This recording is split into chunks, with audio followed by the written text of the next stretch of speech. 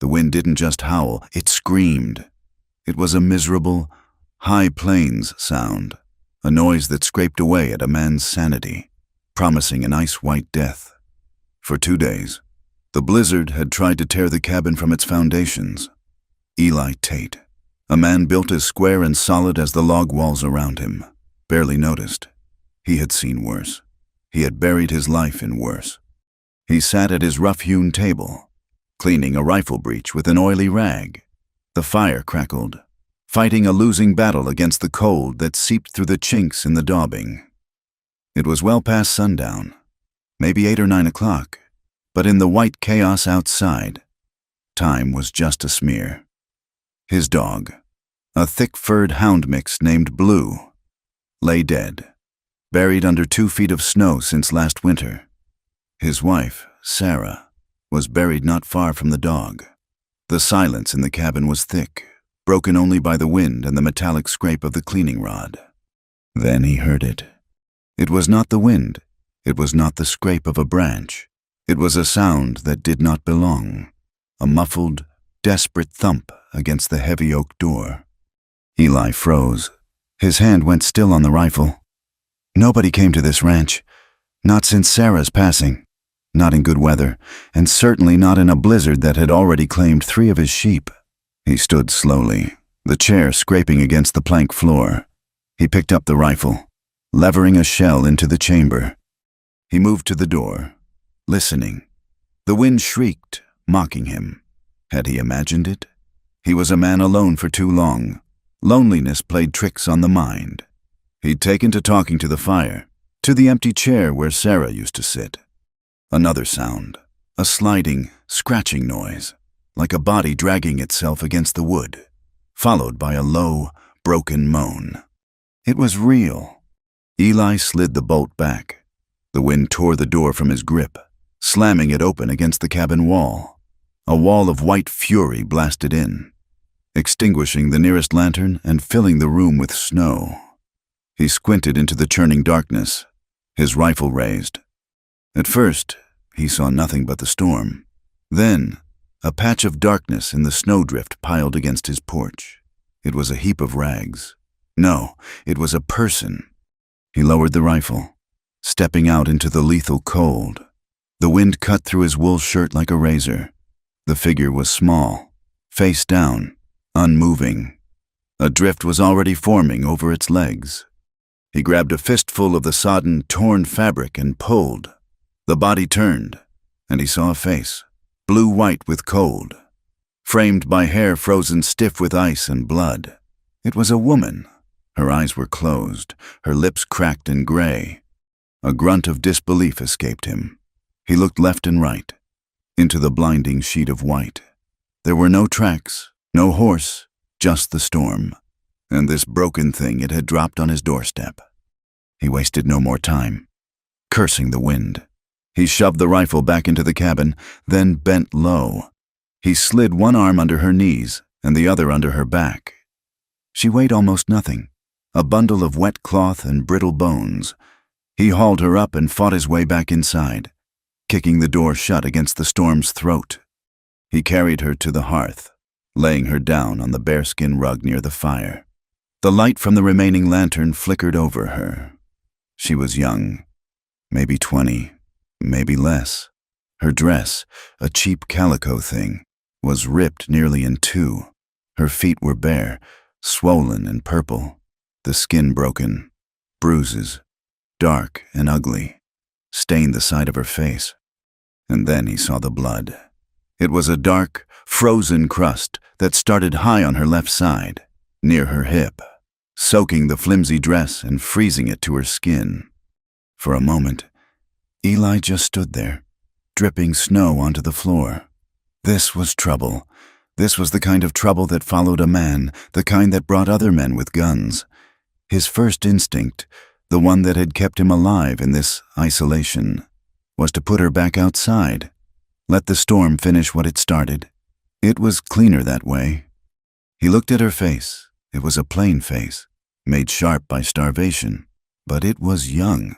He remembered Sarah, pulling a half-frozen calf from a snowdrift, her hands raw, weeping as she rubbed it dry by the fire. "Everything deserves a chance, Eli," she used to say. "Damn it, Sarah," he muttered under his breath. He turned to the dry sink, pouring water from the bucket into his kettle and swinging it over the fire. He fetched his hunting knife and a box of bandages, the same ones he used for shearing cuts on his sheep. He knelt beside her. Her breathing was a shallow, rattling whisper. She was dying. "All right," he said, to her or to himself. He did not know. "Let's see the damage." He had to get the frozen dress off her. He took his knife and carefully slit the fabric, the sound of the blade tearing the iced cloth sharp in the quiet room. He worked gently, peeling the frozen rags away from her skin. Her body was a map of old miseries, pale scars and fresh, violent bruises. As he pulled the fabric away from her hip, she gasped. Her eyes flew open. They were wild, a pale, terrified blue. She did not see a cabin or a fire. She saw a man, a knife, and the darkness. "No!" she choked, the word a dry rattle. She tried to scramble back, crab walking away from him, but her body betrayed her. She had no strength. "Hold still," Eli said, his voice a low rumble. He kept it flat, emptied of emotion. "You're bleeding."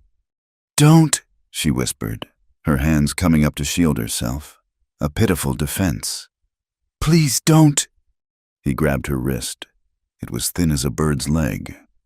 "I'm not going to hurt you. You're hurt. You've been shot." He let go of her wrist and gestured to her side. He pulled the last of the torn dress away. It was not a deep bullet wound. Thank God. It was a graze, a long, tearing furrow across the flesh just above her hip bone. But the skin around it was puckered, swollen, and an angry, inflamed red. The bullet had torn through, taking cloth and dirt with it.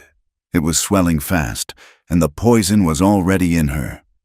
"It's swelling," he said, more to himself than to her. He reached for the bucket of warm water. As he pulled the rest of the ruined dress up, freeing her torso to get at the wound, she let out a strangled cry. It was not a cry of pain.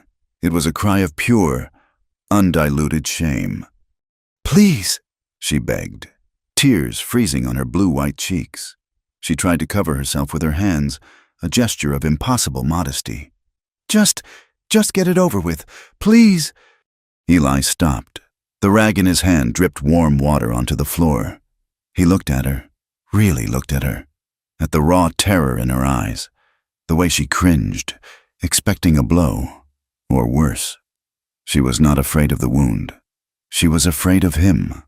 She was waiting for the payment she assumed he would demand for saving her. She expected to be used, to be discarded. His gut tightened. He had seen women like this in Cheyenne, years ago. Women with dead eyes and false smiles, but never one so broken, so young. He went back to his work, his movements suddenly rougher, more businesslike. He would not give her the pity she might mistake for something else. "I am trying to stop the poison," he said, his voice hard. "If I don't clean this, you'll lose the leg, or your life. So you lay still and let me work, or you get up and walk back out into that storm." The harshness of his words seemed to cut through her panic. She flinched, but she stopped struggling. She turned her head away, her eyes squeezing shut, her jaw clenched so hard he could see the muscles trembling in her cheek. She was bracing herself. He dipped the rag in the hot water and pressed it to the wound.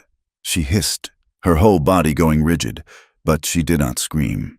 He worked quickly, clinically, washing away the frozen blood and grime. The skin was hot to the touch. The fever was already taking hold. As he cleaned her side, the ragged edge of her dress shifted. His eyes caught it. On her shoulder, just below the collarbone, was a mark. It was not a scar from a whip or a knife.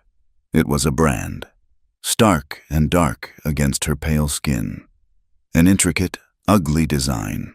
A letter M twisted inside a circle. Eli had seen that mark once before, on a dead girl pulled from the river outside Laramie, the brand of the magpie's nest. a high-dollar brothel run by a man who believed his property should be marked as such.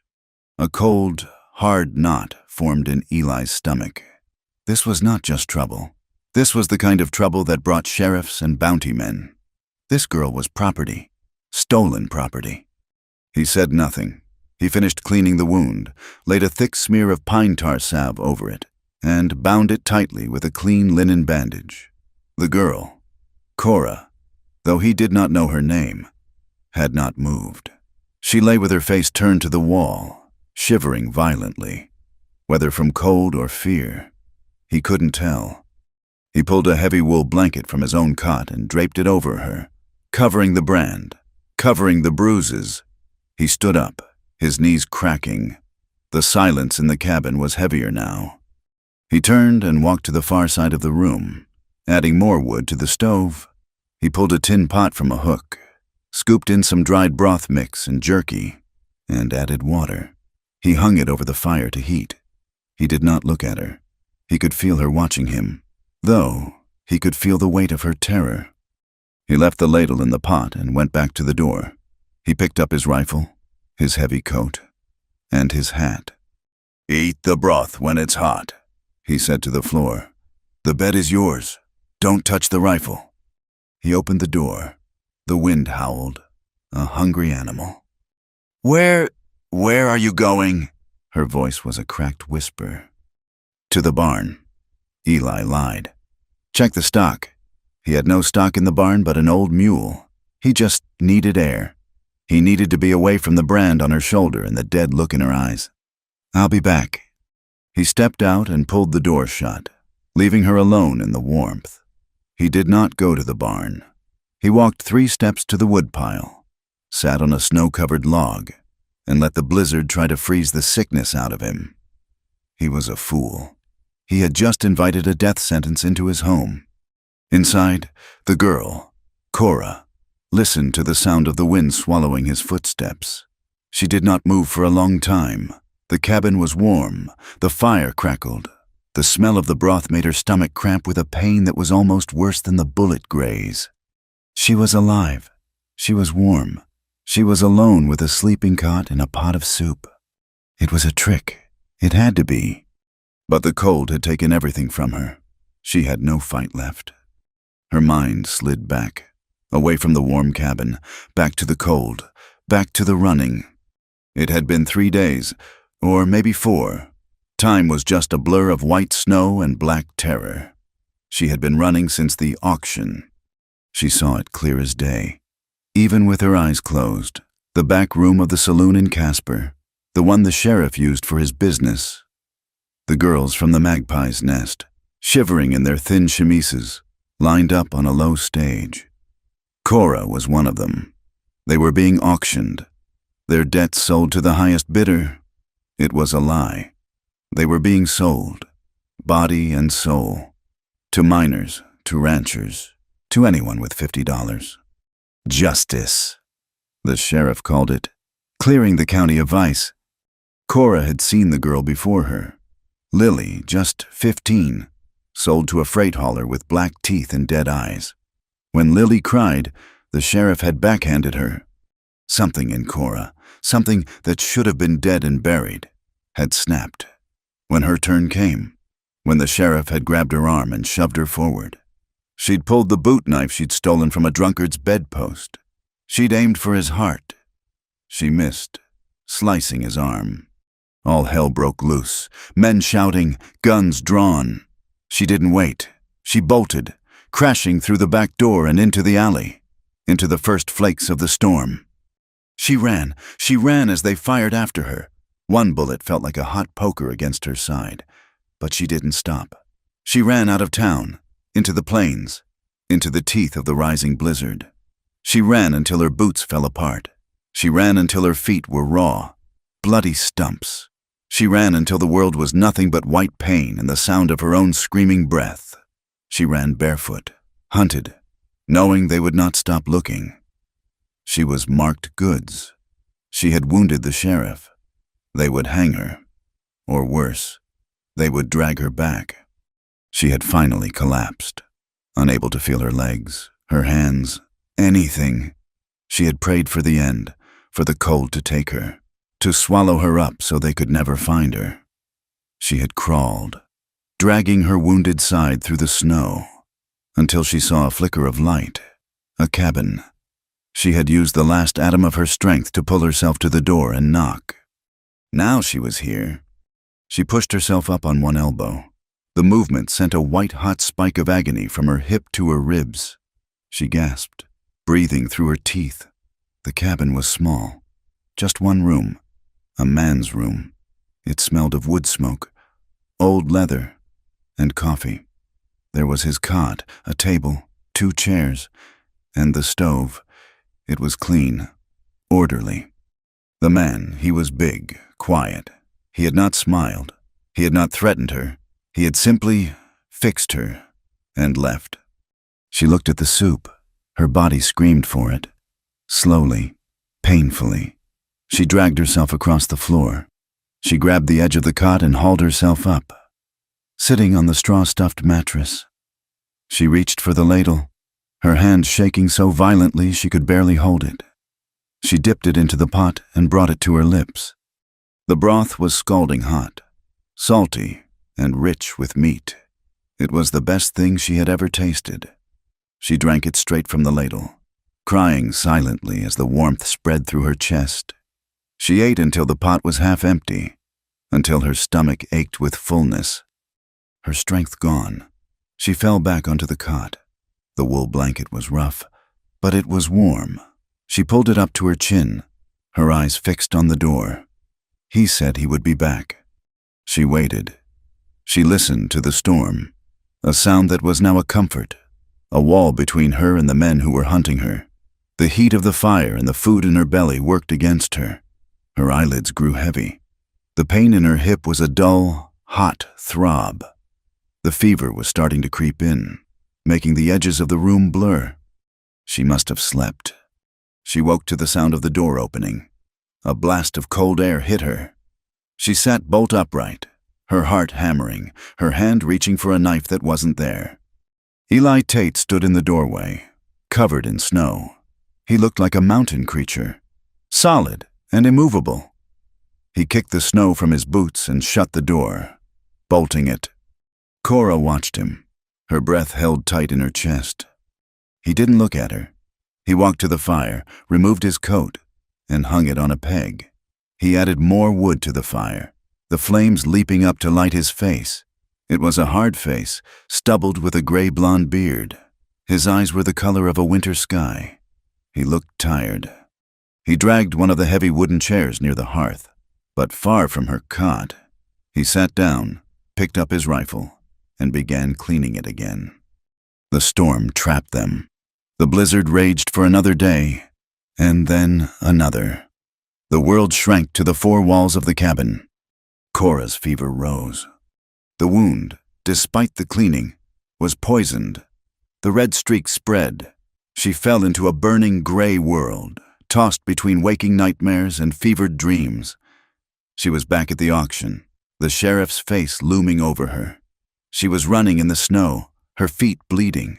She cried out for Lily, for a woman named Martha, for a child she could barely remember. Through it all, a presence. She would wake, choking, and a large, rough hand would be pressing a wet rag to her forehead.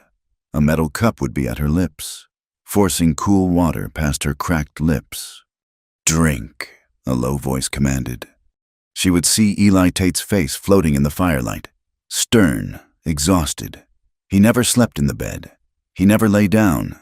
He stayed in the chair, the rifle resting against his knee. Sometimes she would wake in the dead of night, the fire burning low, and see him just sitting there, watching the flames, his shoulders slumped. He kept the fire going. He kept the storm out. He spooned broth into her mouth when she was too weak to lift her head. He cleaned and rebandaged the wound, his touch impersonal, rough, but never cruel. He never spoke of the brand. He never asked her name. He never asked where she came from. He just sat in the chair, a silent guardian, keeping the fever at bay, keeping the fire alive, as the blizzard tried to bury them both. The fever broke like a dam. One moment, Cora was burning, trapped in a red, screaming fog. The next, she was shivering, drenched in a cold sweat, her mind sharp and brittle as ice. The world rushed back in. The smell of wood smoke, the rough wool of the blanket under her chin, the steady, low rasp of the wind outside. And the nightmares came. They came in the deep of the night, when the fire burned low and the cabin was filled with moving shadows. She was not in Wyoming. She was back in Casper, in the velvet-choked room above the saloon. The air was thick with cigar smoke and cheap perfume. She heard the heavy, rhythmic stomp of men's boots on the stairs. She saw the heavy red velvet curtains, the ones that muffled the sounds of girls crying. The sheriff was laughing, his voice a wet, ugly sound. He was holding up a piece of paper. "Sold," he boomed. "To the man in the back." Cora sat bolt upright, a scream tearing from her raw throat. "No, get off her!" She was thrashing, kicking the blankets, her eyes wide and blind with terror. A heavy hand clamped down on her shoulder. "Easy, you're safe." Eli was there, kneeling by the cot. He looked massive in the darkness, a shadow against the fire's dim glow. He had moved from his chair so fast she hadn't even heard him. "You're here," he said, his voice a low rumble, devoid of comfort but full of fact. "In my cabin. You're safe. It was a dream." Cora stared at him, her breath coming in ragged, painful sobs. She looked past him, at the log walls, the rifle leaning in the corner, the snow-caked window. Not velvet, not boots, just wood and wind. "He was—" She choked, the words catching in her throat. "They were—" "It was a dream," Eli repeated, his voice harder this time. He pressed a tin cup of water into her shaking hands. "Drink. The fever's broke. You're just spooked." He did not ask what she dreamed. He did not ask who he was. He showed no curiosity, no pity. He watched her drink, her teeth clattering against the metal rim. When she was done, he took the cup, added another log to the fire, and went back to his chair. He picked up a piece of leather harness and a knife and began to work, as if a woman screaming bloody murder in the middle of the night was a common occurrence. Cora lay back down, pulling the blanket to her chin. She watched him. He did not look at her. He just sat, his shoulders set, his hands busy.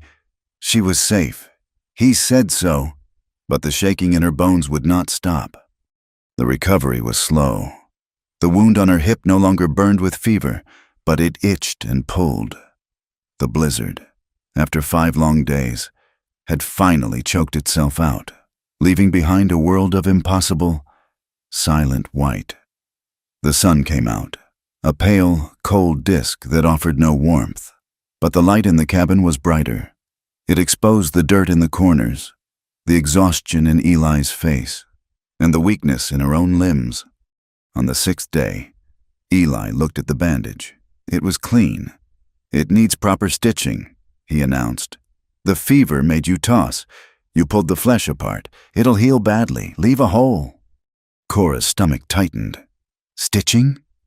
"I've stitched more sheep than I can count, and myself, a time or 2. He went to the stove, dropping a needle and a length of black thread into a small pan of boiling water. "It's needful, unless you want it to rot from the inside." He laid out fresh bandages, the pot of pine salve, and the boiled needle. He turned to her. She was sitting on the edge of the cot, wearing one of his old, oversized flannel shirts. It was the only thing he'd had to offer after cutting her dress off her. It hung to her knees, but it was not enough. "You'll have to pull the shirt up," he said, not looking at her face. Her hands trembled. She did as he asked, pulling the thick flannel up to her waist, exposing the puckered, angry red gash on her hip. The cold air hit her skin. She wrapped her arms around her chest, staring hard at the opposite wall. Eli knelt. He was too close. She could smell the soap on his skin, the faint, metallic scent of the rifle oil on his hands. He was a mountain of a man, and she was half naked, sitting on his bed. He threaded the needle. "This will hurt," he said. He bent to the task. Cora watched his hands. They were huge, calloused, the knuckles scarred. They were the hands of a man who worked, who fought the land and won. And they were trembling, just slightly, a fine, taut tremor. He was focused intently on the wound, his brow furrowed. He did not look at her, not at her legs, not at her face. His entire being was focused on the small, ruined patch of her skin. He was trying not to react to her closeness, to the intimacy of the task. He was trying to be a doctor, a rancher mending hide. He pushed the needle through. Cora sucked in a sharp breath, her entire body going rigid. A low moan escaped her. "Hold still," he commanded, his voice strained. He worked quickly, his big hands surprisingly gentle as he pulled the thread, lacing the skin together. Each pull was a sharp, biting pain. Cora dug her nails into her own arms. Her eyes squeezed shut. She could feel his breath on her side. The air in the cabin was thick, charged with things unsaid. She was acutely aware of his knee, planted on the floor, almost touching her thigh. He was just as aware of it. He tied off the last knot and cut the thread. "It's done." His voice was rough. He quickly smeared the salve over the new stitches and laid a clean bandage over it. He stood up fast, moving away from her, back to the stove.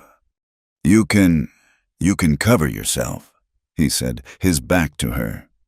Cora pulled the shirt down, her hands shaking so hard she could barely grip the fabric.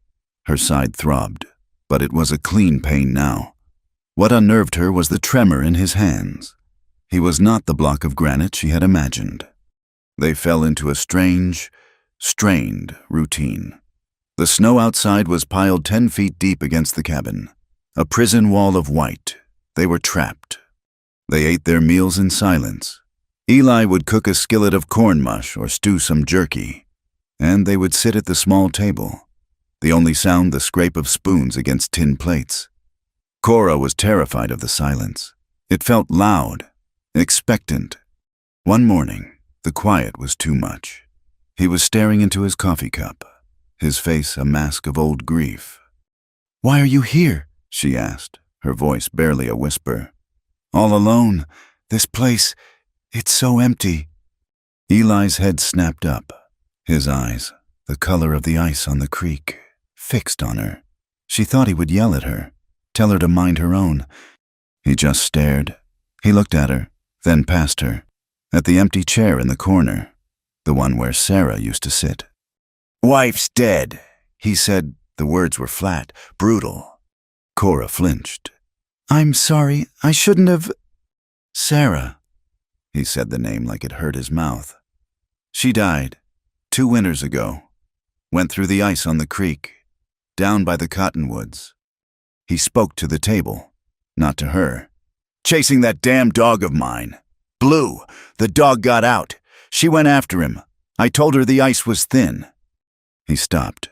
He traced a circle on the wooden table with his thumb. "I wasn't fast enough," he said. The words were so quiet. She barely heard them. "I was in the barn. I heard her. By the time I got there, I got the dog, but I couldn't get her. The current took her under." He looked up, and his eyes were not empty. They were burning. "I should have checked the ice myself. I should have fixed the damn latch on the door so the dog couldn't get out. I blame myself." He stood so abruptly his chair screeched and fell over. He didn't pick it up. He just walked to the small, frosted window and stared out at the endless, unforgiving white. The conversation was over. Cora sat, her food forgotten. She understood him now. The silence in the cabin was not just emptiness. It was full of a ghost. He was not just a recluse. He was a man punishing himself, serving a life sentence in a prison of his own making. As her strength returned, Cora began to move. She could not bear to be useless. She started with small chores. She swept the hearth. She tidied the small stack of tin plates. She folded the blankets he used in his chair, blankets that smelled of him, of smoke and cold air. He watched her, his expression guarded. He didn't thank her, but he didn't stop her. The small space of the cabin forced them together. They would brush past each other as she went to the water bucket and he went to the door. Each accidental touch was like a spark, making her jump. She was aware, every second, that she was trapped with a man who had shown her kindness, but a man nonetheless. He had not touched her. He had not looked at her. He had not asked for a single thing. This decency was more confusing than the brutality she was used to. She kept waiting. She kept waiting for the bill to come due. In her world, nothing was free. Kindness was just a slower way of setting a trap. She was trapped, and this man hadn't touched her. Yet, the word hung in the air between them, a dangerous, unspoken thing. The dizziness hit her as she was stacking the small pile of firewood he kept inside. She had been on her feet for too long. The room tilted, the log walls seeming to bend inward. She put a hand out to steady herself, but there was nothing there. "Eli," she breathed, but no sound came out. She pitched forward, her legs giving way, a small cry escaping her. He was across the room before she hit the floor. He moved with a speed that belied his size, catching her in one powerful arm, hooking her around the waist and lifting her as if she weighed nothing. He hauled her up against his chest. The motion, the sudden lift, caused the long flannel shirt to ride high up her thighs, exposing her legs, the top of the bandage on her hip. She was in his arms. His face was close to hers, his eyes wide with concern. This was it, the moment, the strength of his arms around her, the sudden, intimate contact, the way she was held. This was how it always started. She stopped fighting. Her body went limp with a sudden, bone-deep resignation. She closed her eyes. "Just get it over with," she whispered. The words were dead. A flat, broken offering. "Please." Eli froze. His arms were locked around her, her body pressed against his.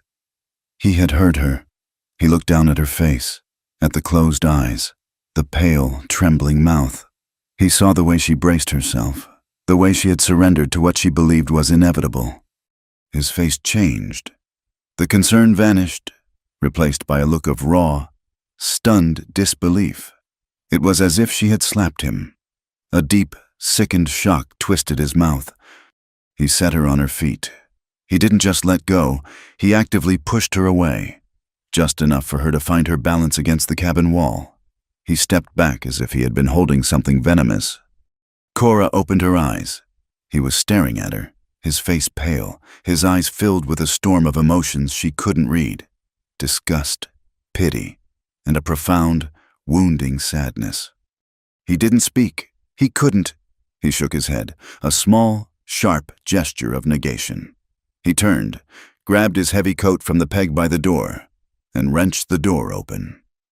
He walked out into the biting cold, slamming it shut behind him. The heavy thud of the bolt being dropped from the outside echoed in the small room.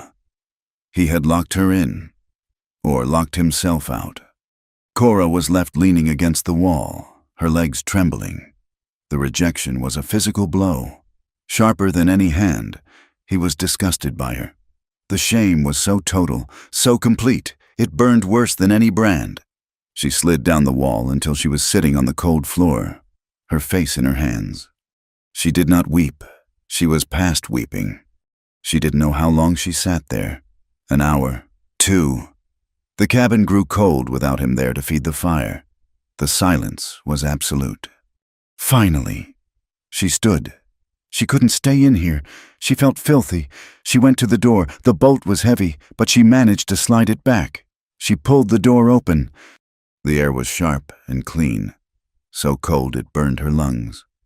She stumbled out, wearing just the shirt and his old boots, which she had taken to wearing inside. The snow was deep, but a path was beaten to the barn. She followed it, slipping and falling, driven by a desperate need to hide. She found the barn, a small, dark structure. It was cold, smelling of old hay and his mule, which snorted at her from its stall. She crawled into an empty stall, burrowing deep into a pile of dry hay. Here, in the cold, musty dark, She finally wept. They were not the loud sobs of her nightmares, but the silent, racking tears of a soul that had just been told it was worthless.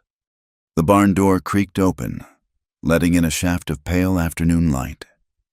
Eli stood there, a dark silhouette against the snow. He was holding a heavy buffalo hide. Cora cringed back into the hay, pulling her knees to her chest. He didn't speak. He walked into the stall, his heavy boots crunching on the straw. He unfolded the hide, a massive, heavy thing, and draped it over her. He tucked it around her shoulders, his movements slow, deliberate. He did not leave. He sat on a hay bale across from her, just outside the stall. Not too close. He rested his forearms on his knees and stared at the dirt floor. The mule stamped its feet. The wind whistled through a crack in the wall. He sat that way for a long time, the silence stretching until Cora thought she would break. Finally, he spoke, his voice low and rough, as if it pained him. "You think that's what I am?" It was not a question. It was a statement of fact. "You think I pulled you from that storm just to... He couldn't say the word. He looked at his own calloused hands. "To rut on you like some animal." Cora said nothing, her face hidden in her knees. "My wife, Sarah," he said, his voice quiet. "She was a good woman. She was clean, in here." He tapped his chest, a hard, thumping sound. "She was the only woman I ever touched, the only one I ever wanted." He looked at her then, his winter sky eyes sharp and full of a pain that matched her own. "I ain't been with a woman since she passed, not in 2 years, and I ain't the kind of man who'll take what ain't freely given." He leaned forward, his gaze intense. "And even if it was, I ain't that man. Not with you, not with that." He gestured toward her, at her huddled form, at the brand she hid, at the shame that clung to her. He stood up. "You'll die of cold out here. The fever will come back. Get inside. Get by the fire." He turned and left the barn, leaving the door open, leaving the heavy, warm buffalo hide with her. It took her another hour to move. His words echoed in the freezing air. "I ain't the kind of man who'll take what ain't freely given." She had never met such a man. She didn't know if she believed him. But he had left her. He had left her alone in the cabin. He had left her alone in the barn. He had wrapped her in a hide and walked away. She was cold. Her side ached with a deep, chilling throb. She pushed herself up, clutching the heavy hide around her, and stumbled back to the cabin. When she entered, he was back in his chair by the fire. His back was to her. The rifle was not on his lap. It was leaning against the wall, just within his reach. He was mending the harness again. He didn't turn around.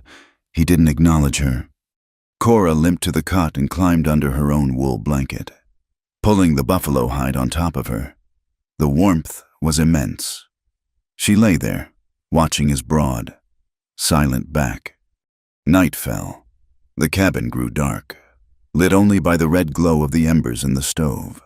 The wind had picked up again, a low moan around the eaves. Eli did not move from his chair.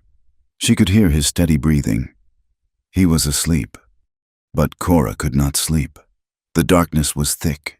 The nightmares were waiting for her, just behind her closed eyelids. She could hear the boots on the stairs, see the red curtains. She was terrified. She was terrified of the dream. She was terrified of being alone in the dark. She slipped out of the cot, taking her blanket with her. The floor was ice cold on her bare feet. He was asleep in the chair, his head slumped to his chest. He looked exhausted, lines of grief and loneliness carved into his face. She hesitated. She looked at the cot, then at the empty floor space near the hearth. It was close to the fire. It was close to him. She did not go to him. She did not touch him. She laid her blanket on the hard planks of the floor, near his chair, and lay down, curling into a tight ball. It was warmer here, and he was here.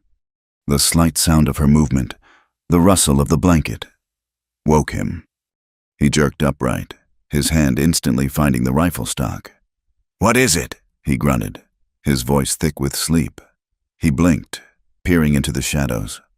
He saw her, a small, dark heap on the floor by his feet. "What are you doing?" The cot is cold, she whispered. It was a lie, but it was the only reason she could find. The floor's warmer by the fire. Eli stared at her. He saw her shivering. He saw the way she was huddled, as far from him as she could be while still being near the fire. He understood. She wasn't trying to seduce him. She was just a child, scared of the dark. He let out a long, heavy sigh. It was the sound of a man who had accepted a burden he did not want. He stood, his joints popping in the cold. He walked to the cot, grabbed the straw-stuffed mattress, and dragged it across the floor. He laid it on the hearth, close to the fire, but not so close it would catch. It filled the small space between his chair and the stove. "Get on this," he said, his voice rough. "The floor will steal all your heat. You'll be sick again." Cora looked at the mattress, then at him. She scrambled onto it, pulling her blanket and the buffalo hide with her. It was softer. It was warm. She lay down, facing the fire. Eli went back to his chair. He sat, not picking up the rifle, but letting it rest against the wall. He did not go back to sleep. He just sat, staring into the dying embers. Cora lay on the mattress. The fire was warm on her face. The man in the chair was 3 feet away. He was awake, he was armed, and he was not touching her. She closed her eyes. The nightmares did not come. She slept.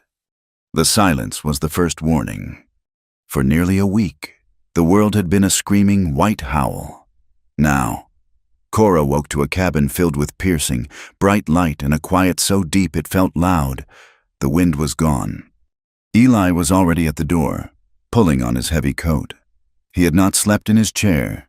He had dozed, upright and alert. A man waiting for a battle. He looked at her, his face grim. "It stopped," she whispered. "Aye." He picked up his rifle. "Stay inside. Bolt the door behind me. Don't open it until you hear me knock 3 times. 3. She nodded, her heart starting a low, heavy drumbeat. He stepped outside, and she slid the heavy wooden bolt into place. The sound was dreadfully final. She watched him through the single, ice-crusted window. He waded through the massive drift, plunging almost to his waist, and fought his way to the small rise behind the cabin. He was a dark, solid shape against a world that had been scrubbed clean and white. The sun was blinding, glaring off the endless fields of snow. He stood on the rise for a long time, a full 5 minutes, staring south. When he returned, he did not knock 3 times. He slammed his shoulder into the door, shouting, "Cora, open it, now!" Her hands fumbled with the bolt, her terror making her clumsy. She yanked it back, and he fell inside, pushing the door shut and ramming the bolt home himself. He was breathing hard, not from the effort, but from something else. "What is it?" she cried. "What did you see?" "Smoke." He leaned against the door, his eyes scanning the cabin as if it were a trap. "To the south, maybe 5, 6 miles. A thin column, not a chimney, a campfire." "It could be travelers," she offered, her voice thin. "Trappers." "No." He shook his head, his gaze settling on her, sharp and cold. "It's riders, fanned out, combing the ridges. The storm kept them back. Hold them up. Now it's clear. They're on the move. They're looking for you." The old, blind panic seized her. She backed away from him, her hands coming up to her mouth. "They found me! Oh, God, they found me!" She looked wildly at the door, at the window. "I have to run. I have to go." "And go where?" His voice was a flat, hard slap. "You'll die before you make a mile. You'll leave a track a blind man could follow in this snow. You're not running." "But they'll come here. They'll find me. They'll—" "Who are they?" he demanded, his voice low, cutting through her panic. "You've been here 6 days, and I've asked you nothing. The time for secrets is done. Who is hunting you?" And why do they want you so bad that they'll ride into a blizzard to find you?" She sank onto the cot, the strength gone from her legs. She looked at the brand on her shoulder, visible even through the thick flannel of his shirt. "You saw the brand. I was from the magpie's nest in Casper." "I know the brand," he said, his voice impatient. "That's not enough. Men don't risk freezing to death for one runaway girl, not unless she's special." Cora took a deep, shuddering breath. The story was a stone in her gut, one she had held for so long she didn't know how to let it go. But his words were true. The time was done. "There was a girl," she began, her voice a dead monotone. "Lily, she was new, just 15. She didn't know the rules. She didn't know how to survive." She stared at her hands, twisting them in her lap. "A man came. He wasn't a cowboy, not a miner. He was important, a judge from Laramie, Judge Hemlock. He was drunk. He wanted her." Eli said nothing. He just watched her, his face carved from granite. "She fought him," Cora whispered. "I heard her. He was hurting her. He tore her face open. She squeezed her eyes shut, the memory vivid and red. I couldn't just listen. I took a knife, one I'd hidden. I went in." She looked up at him, her eyes burning. "He was on top of her. She was bleeding. I stabbed him. I tried to kill him." Eli's expression did not change, but a muscle in his jaw tightened. "Did you?" "No, I missed. I got him in the shoulder. He screamed. The sheriff, Sheriff Grady. He and his men were downstairs. They burst in. They saw the judge, the blood. They saw me with the knife. They beat me. They dragged me downstairs. The sheriff. He's a cruel man. He said I was an affront to the town, that I'd attacked an officer of the court. He said he'd make an example of me, so no other girl would ever get the same idea. He held," her voice broke, "a punishment auction in the saloon to sell my debt. He said, but he was selling me to the lowest, meanest man he could find. He paraded me on the stage, in my shift. That's when I ran. I ran. I broke the window and I ran. They shot at me. One of them hit me." She pointed to her hip. "And I ran into the snow." The cabin was silent. Eli had not moved. He stood by the door, absorbing her words. "A judge," he said, the words heavy as lead. "You stabbed a judge." He turned his back to her, pacing the small space. 3 steps one way, 3 steps back.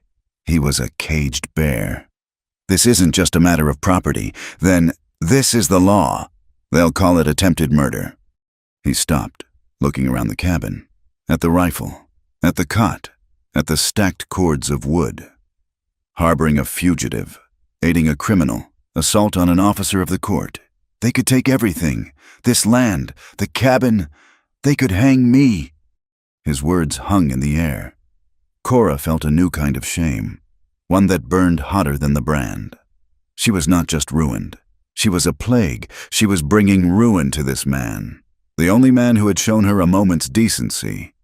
She stood up, her legs shaking but firm. "I will leave. I will not bring this to your door. Eli, you saved my life. I won't be the cause of you losing yours." She walked to the hook where her old, frozen boots still sat. They were ruined, useless. It didn't matter.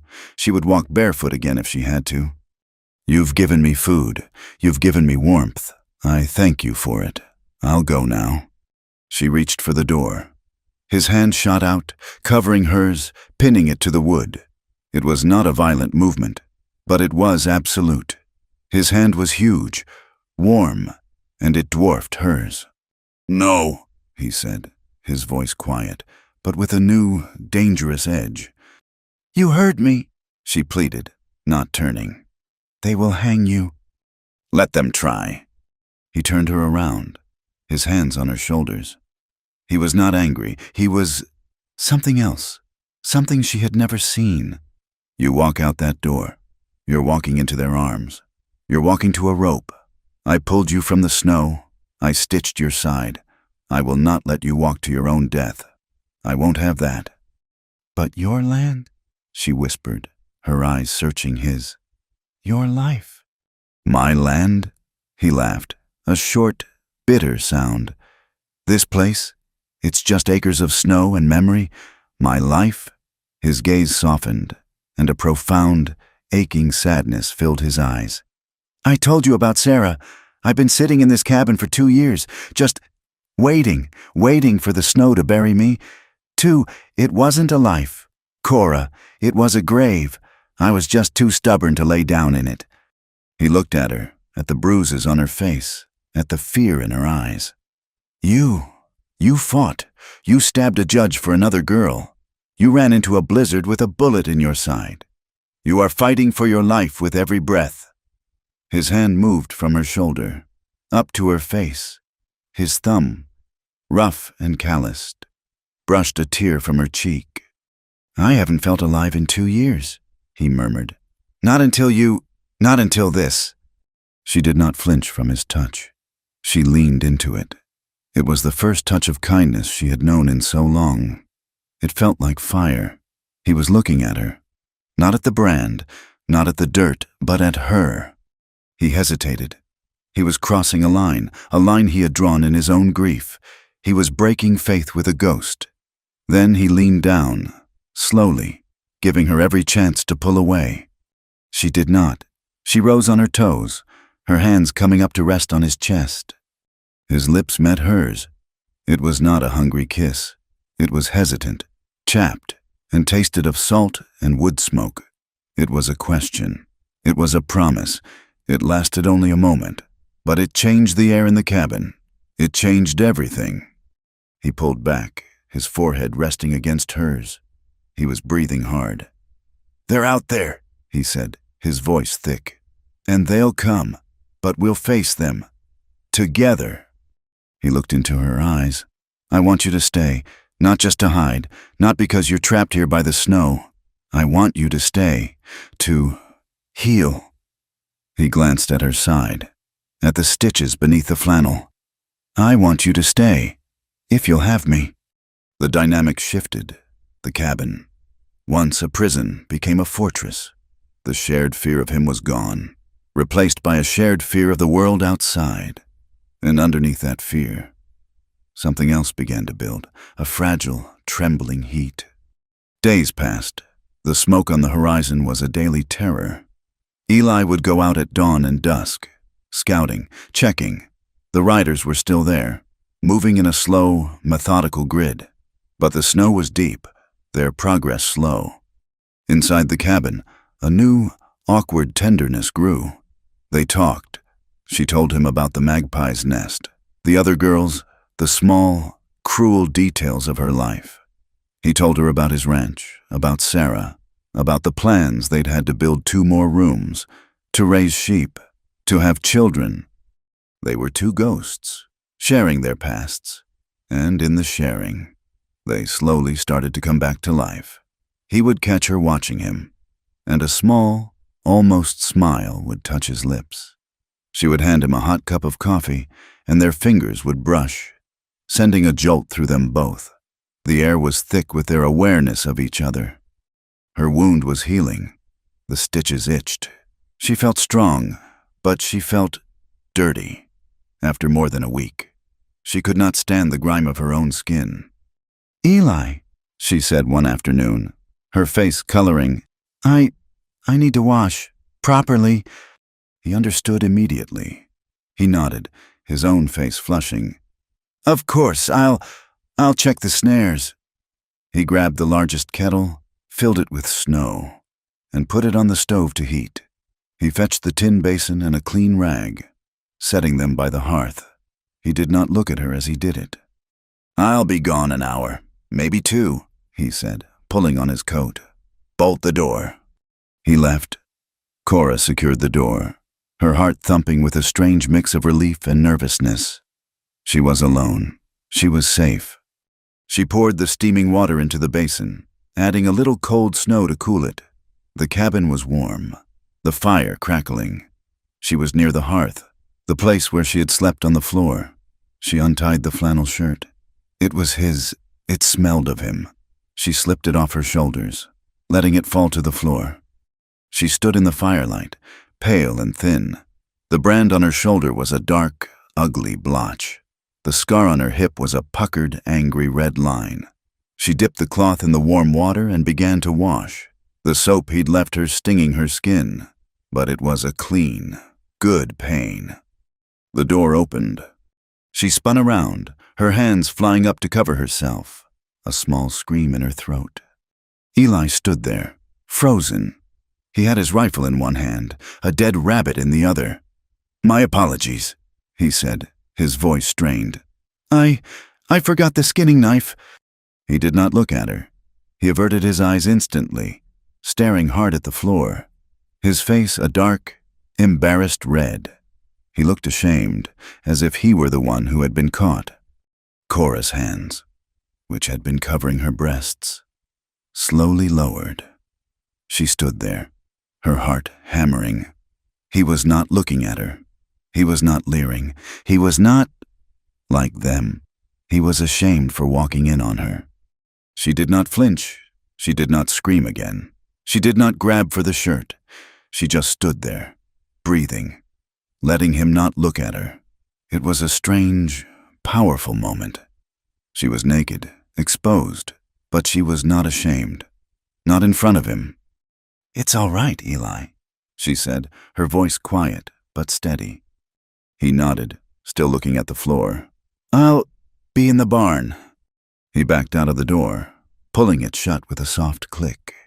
Cora let out a breath she hadn't known she was holding. She turned back to the fire and finished washing, but her hands were trembling. That night, the tension was a living thing in the cabin. They ate their meal of roasted rabbit in near total silence. But it was not the old, empty silence. It was a silence filled with unspoken need, with the memory of her skin in the firelight and his averted gaze. When it was time for sleep, he went to his chair, as he always did. She went to her mattress on the hearth. The arrangement felt wrong now. It felt like a lie. She lay in the dark, staring at the red embers in the stove. She could hear him breathing. He was not asleep. She knew it. She sat up, pulling the blanket around her. "Eli?" His shape shifted in the darkness. "I'm here." "I am cold," she whispered. It was the same thing she had said that first night she had slept by the fire. But this time, it was not a lie, and it was not a plea for safety. It was an offer. He was silent for a long moment. She heard the creak of the wooden chair as he stood. He did not come to her. He walked to his own cot, the one that had been empty for so long. She heard the sound of him pulling back the heavy wool blankets. He said nothing. He just waited in the dark. It was an invitation. It was a choice. Her choice. She stood, her legs trembling. She clutched her blanket and walked the few feet across the cabin, from her safe place on the hearth to his bed. She slipped under the covers. He got in beside her. The cot was narrow, their bodies pressed together from shoulder to knee. The heat from him was staggering. They were both trembling. It was a shared, terrible fear, not of him, not of her, but of this raw, unknown thing. He turned to her in the dark. She could just make out the shape of his face. He touched her cheek, his fingers tracing the line of her jaw. She did not pull away. She covered his hand with her own. "Cora," he whispered, his voice thick with a need he had buried for 2 years. It was slow. It was hesitant. There was no lust, not as she had ever known it. There was just a trembling, desperate need. He kissed her, and this time, it was not just a promise. It was a finding. His hands were shaking as he touched her shoulder, his fingers finding the raised, scarred flesh of the brand. He did not recoil. He traced it, as if learning it, and then he kissed it.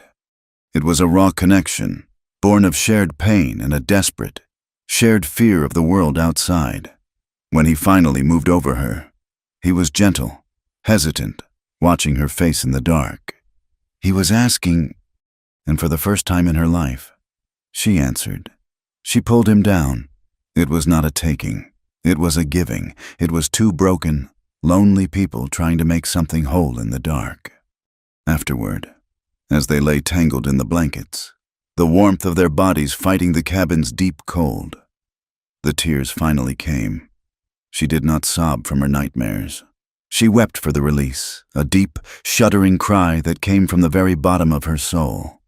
Eli did not shush her. He did not pull away. He just held her, his arms wrapped tight around her, his face buried in her hair. He held her as she shook, letting the poison flow out. When the sobs finally quieted, he kissed her forehead, his lips warm against her cold, damp skin. "You don't have to be scared here," he whispered, his voice a low, rough promise in the dark. Not anymore. They woke in the gray, pre-dawn light. The cabin was colder than it had been. The fire in the stove burned down to dull, red embers. For the first time in 2 winters, Eli Tate had not woken in the night to feed it. He had been asleep, truly asleep, with Cora's small, warm body pressed against his back. He woke with her scent in his beard, a mix of pine soap and woman. It was a strange, unsettling thing. For 2 years, he had woken only to the smell of cold ash and his own stale grief. Now, there was this life. He moved slowly, trying not to wake her. He slid his legs out of the cot, the cold of the plank floor shocking his bare feet. He pulled on his trousers and fed the stove, the crackle of the new kindling loud in the quiet.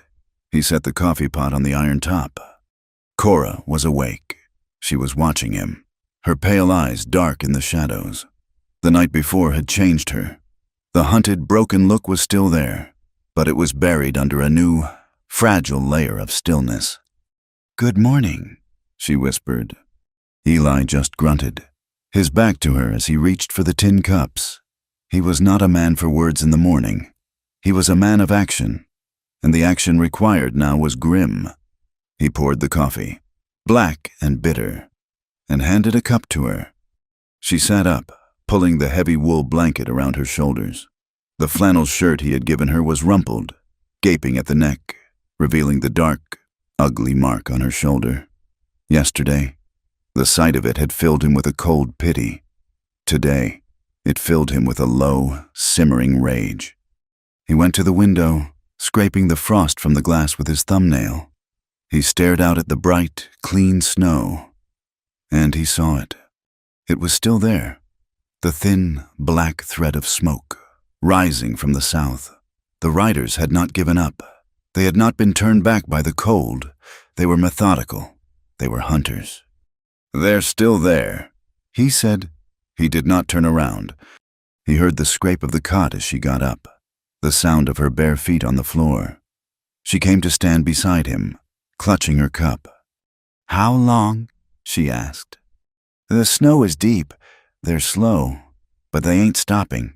They're combing the land, ridge by ridge. They'll be here, maybe tomorrow, maybe the day after." He took a long drink of the scalding coffee. "You can't be here when they come." He turned to face her. His mind was made up. The night had been a mistake, a moment of weakness. It had changed nothing, and it had changed everything. It had made her his responsibility in a way that went beyond mere shelter. "I got a plan," he said, his voice flat. "I know someone. Up north, by the Sweetwater. An old woman.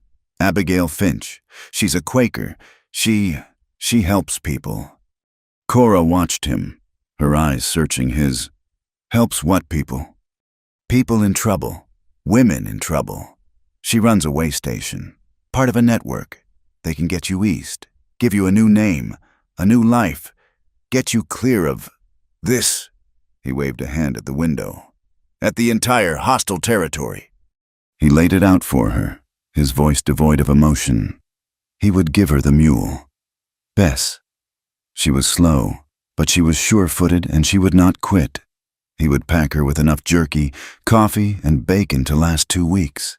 He would give her his own heavy coat, his spare rifle, and all the money he had, a little over $40, hidden in a loose brick in the hearth. He would guide her north himself for the first day, set her on the hidden game trail, and then he would double back. He would be here, at the cabin. When the riders came, he would tell them she died in the storm. He would show them a fresh-dug grave, if he had to. He laid it all out. It was a good plan. It was the only plan. When he was finished, he looked at her, expecting relief, or fear, or thanks. He did not expect the look she gave him. It was not gratitude. It was a cold, hard disappointment. "No," she said. Eli blinked. "What do you mean? No, this ain't a request. Cora, this is the only way you live." "No," she said again, her voice stronger. She set her cup on the table. "I've been running all my life. I ran from the home where I was sold. I ran from the men in the brothel. I ran from the sheriff. I ran into the snow, and I ran to you. I am tired of running." "This ain't running," he argued, his voice rising. "This is surviving. This is smart. You go up against Grady and that judge. You think you can win that? They are the law. They'll hang you from the nearest cottonwood and call it justice, and the whole town will watch and applaud." "Then let them," she said, her voice trembling but fierce. "Let them. But I won't go skulking off into the snow again, hiding who I am, living under a fake name, always looking over my shoulder. What kind of life is that?" She stepped closer to him, her eyes flashing. "You told me about your wife. You told me how you've been hiding in this cabin, in this grave. You've been running, too, Eli, hiding from a ghost, hiding from living. I'm done hiding. I want to fight." "Fight?" He laughed, a bitter, harsh sound. "Fight who? Sheriff Grady? Judge Hemlock? The whole damn county? With what? A rusty mule and $40? "With the truth," she said, her voice ringing in the small cabin. "I want to walk into that town, your town. I want to find the law here, and I want to tell them what happened. I want to tell them what Judge Hemlock did to Lily. I want to tell them how Sheriff Grady sells girls in a back room. They win because people like me are branded and shamed and run away. What if I don't run? What if I stand right there and I speak?" He stared at her. It was the most foolish, suicidal, and brave thing he had ever heard. She was going to walk into a lion's den and accuse the lions of being meat-eaters. "They will kill you," he said, his voice low. "They won't just kill you. They will tear you apart first. They will make an example of you." "They'll kill me anyway," she countered, her voice dropping to a whisper. "If I run, they'll hunt me. If I stay, they'll find me. At least this way, I die clean. I die telling the truth." He saw the iron in her. It was the same iron that had made her stab a judge, the same iron that had kept her crawling through a blizzard, barefoot and bleeding. He had seen that iron, and he had laid down with it. He had wanted it to make him warm. Now it was burning him. He was furious. He had just found something. He had just opened a door in his own frozen heart, and now she was asking him to walk with her, straight into a firing squad. He wanted to shake her. He wanted to tie her to the mule and send her north, for her own good. But he looked at her face, at the resolve in her jaw, and he knew. She was not the same woman he had pulled from the snow. He had not just healed her body. His kindness, his respect, his touch. They had forged her will into something new, something that would not be broken. And he knew, with a sinking, terrible certainty, that he could not let her go alone. If she was mad enough to do this, he was mad enough to stand with her. Hiding her was just another form of his own cowardice. He had been hiding from his wife's ghost for 2 years. Maybe the only way to lay that ghost to rest was to stand up for a living woman. "It's madness," he said, his voice rough. "It's a fool's errand. They will not listen. They will just take you." "You don't know that," she said. "I do," he said. "I know this town. I know these men, but—" He let out a long, ragged breath. The breath of a man who had just made a decision that would likely kill him. "But I will stand with you. If you're going to tell your truth, you'll not do it alone." He turned from her, his mind already working. We ride in, not to the law, not to the courthouse. That's just a building. We go to the man, Judge Miller. He's the law in Three Forks. A small, trembling smile touched her lips. Thank you, Eli. Don't thank me, he growled. We're likely riding to our deaths. Get your boots, not those ruined things. My spare pair. They'll be too big, but they're better than nothing. He moved with grim purpose. He was no longer a recluse. He was a soldier preparing for a war he knew he would lose. He pulled his two best horses from the barn, a stocky gray mare and his own tall roan. He saddled them both. He checked his Winchester, levering a shell into the chamber and filling the magazine. He gave her the other rifle, a smaller .30, 30. Do you know how to use this? I know enough, she said, her voice quiet. He watched her check the action. She did know. He also strapped a holstered pistol to his own belt, a heavy Colt Army. And he pushed another, a smaller .32 caliber revolver, into the pocket of the heavy coat he gave her. That one is for close work. Don't use it unless they're touching you. They mounted. The air was bitingly cold. The sun a pale, blinding disk in the blue sky. The world was beautiful and silent and deadly. They rode for 2 hours, the horses crunching through the deep, crusted snow. They did not talk. There was nothing left to say. They rode side by side, two small figures against an endless, white landscape. As the small, snowbound collection of log buildings that was Three Forks came into view, Eli reined in his roan. He looked at her. Her face was pale, her lips blue with cold, but her eyes were clear. He reached across the space between their horses. He took her gloved hand in his. His grip was hard, a solid, grounding force. Together, he said. Together, she replied. They rode down the main street, hand in hand. The town was just waking from its snowbound prison. Men were on roofs, shoveling snow. The clang of the blacksmith's hammer echoed in the cold air. And then they stopped. Everyone stopped. They saw Eli Tate, the widower, the recluse. He hadn't been seen in town since the first snows, and he was with a woman. The whispers started like a dry wind in the grass. Men stopped shoveling. Faces appeared in the frosted windows of the general store. They saw Tate, hard and grim as a winter bear, his rifle in the scabbard on his horse, and they saw the woman beside him. She was pale, bruised, and wearing his coat, but some of them, the ones who had been to Casper, the ones who had heard the rumors, they recognized her. That's him, Tate. Who's that with him? My God, Jed, look at her. That's the one. The Magpie girl. The one who stabbed Judge Hemlock. It is. I saw her at the auction. That's her. The whispers followed them, a wave of malice and suspicion. As they dismounted in front of the Silver Dollar Saloon, it was the only place in town with more than 2 men in it at 10 o'clock in the morning. Why here? Cora asked, her voice tight. Judge Miller holds court here at 10, drinks his whiskey at 10:05. Eli said grimly, best place to find him. He tied the horses to the hitching rail. He looked at her one last time. You are sure? She nodded. She pulled the .32 from her pocket and slid it into the waistband of her trousers, covered by the long coat. Eli pulled his Winchester from its scabbard. He held it low, in the crook of his arm. He pushed open the batwing doors. The saloon went silent.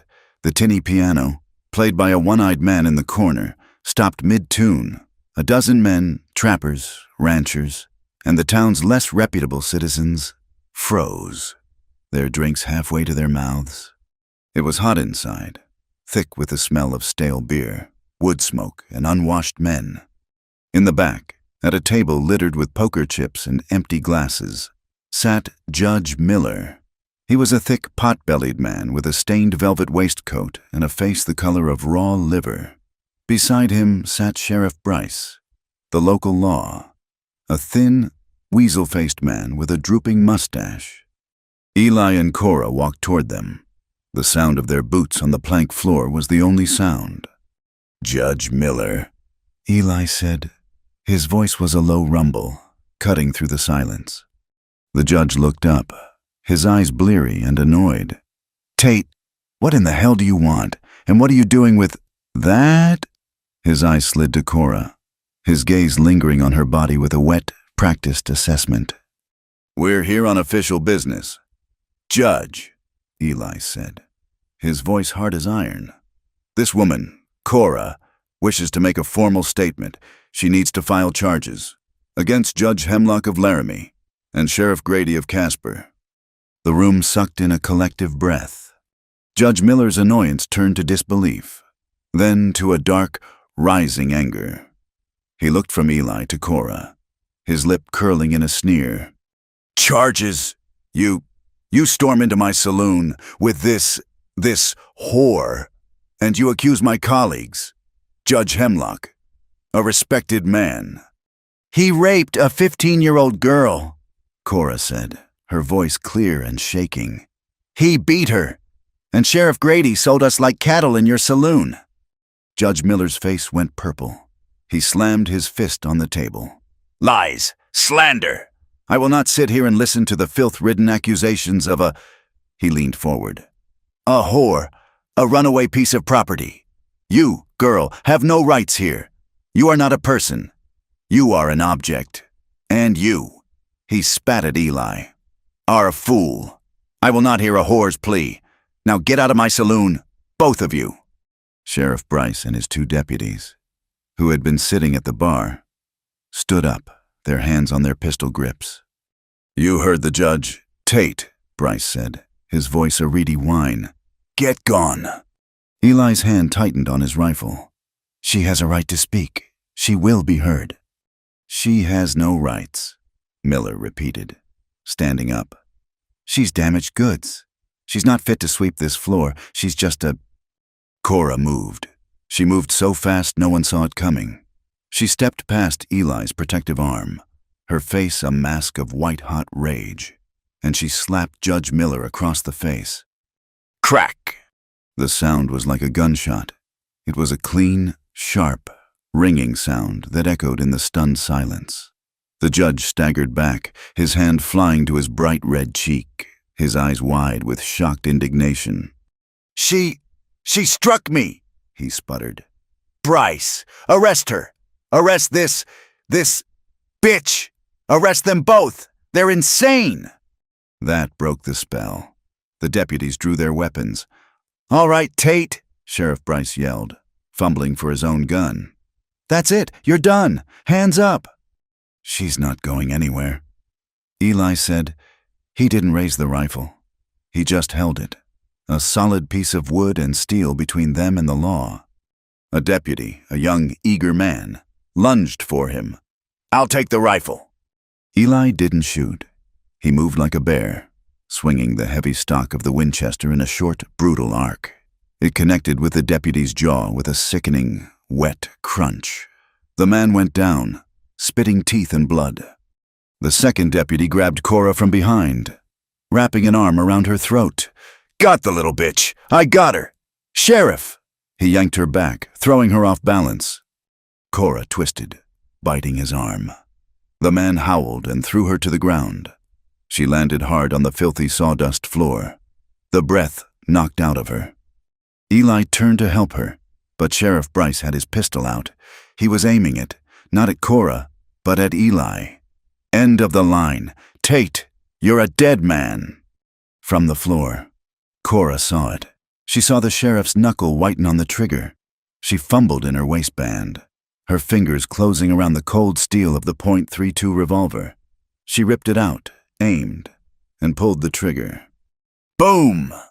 The sound was deafening in the enclosed space. It was louder than the slap, louder than the crunch of bone. Sheriff Bryce screamed, a high, thin sound. He dropped his pistol, grabbing his left arm. A dark red stain was already blooming on his sleeve, just above the elbow. Everyone froze.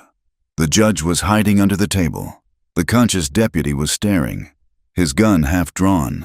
The man on the floor was groaning. The woman! The whore! She had shot the sheriff. Eli did not waste the moment. The shock would only last a second. He grabbed Cora's arm, yanking her to her feet. Now, run! He shoved her toward the batwing doors. He turned, leveling the Winchester at the room at large. "Stay back!" he roared. He fired around into the ceiling. Plaster and dust rained down. The men at the bar dived for cover. Eli and Cora burst out onto the street. People were shouting, drawn by the gunshot. "Get on the horse!" Eli yelled. He didn't wait. He cupped his hands, boosted her bodily into the saddle of the gray mare, and then swung onto his own roan. A shot rang out from the saloon, splintering the wood of the general store. The deputy was firing wildly through the window. "Go! Go!" Eli spurred his roan, grabbing the reins of Cora's mare, pulling her along. They galloped down the main street, scattering a few startled chickens and a man carrying a sack of flour. They did not look back. They rode hard, the horses' hooves throwing up huge chunks of snow. They did not slow until Three Forks was just a smudge of smoke behind them. They rode until the horses were lathered and blowing, until the sun was high overhead, until the adrenaline had bled out, leaving them shaking and cold. They reached the ranch. It was silent, still, ominously peaceful. "We can't stay in the cabin," Eli said, his voice grim, scanning the ridge lines. They'll come in force, and they'll burn it, with us inside." He slid off his horse, his legs trembling. He helped Cora down. She was shaking so hard she almost fell. "We stirred a hornet's nest," he said, stating the obvious. "A whole damn nest." "What do we do?" she whispered, her face ashen. "We don't hide, but we don't be stupid." He looked up at the rocks, the high ridge that overlooked his small valley. "We wait for them, on our terms." He worked quickly, grabbing bedrolls from the cabin, the last of the coffee and the rest of the jerky. He took both rifles and all the ammunition he had. He led her up the steep, snow-covered incline, into a small cleft in the rocks. It was a natural fortress, defensible, with a clear view of the cabin and the valley below. They were bruised. Cora's knee was scraped raw and bleeding from her fall in the saloon. Eli's knuckles were split and caked with dried blood. His jaw ached where the deputy had grazed him. They sat, hidden in the rocks, as the sun began to set, painting the snow in shades of pink and purple. It was beautiful, and it felt like the end of the world.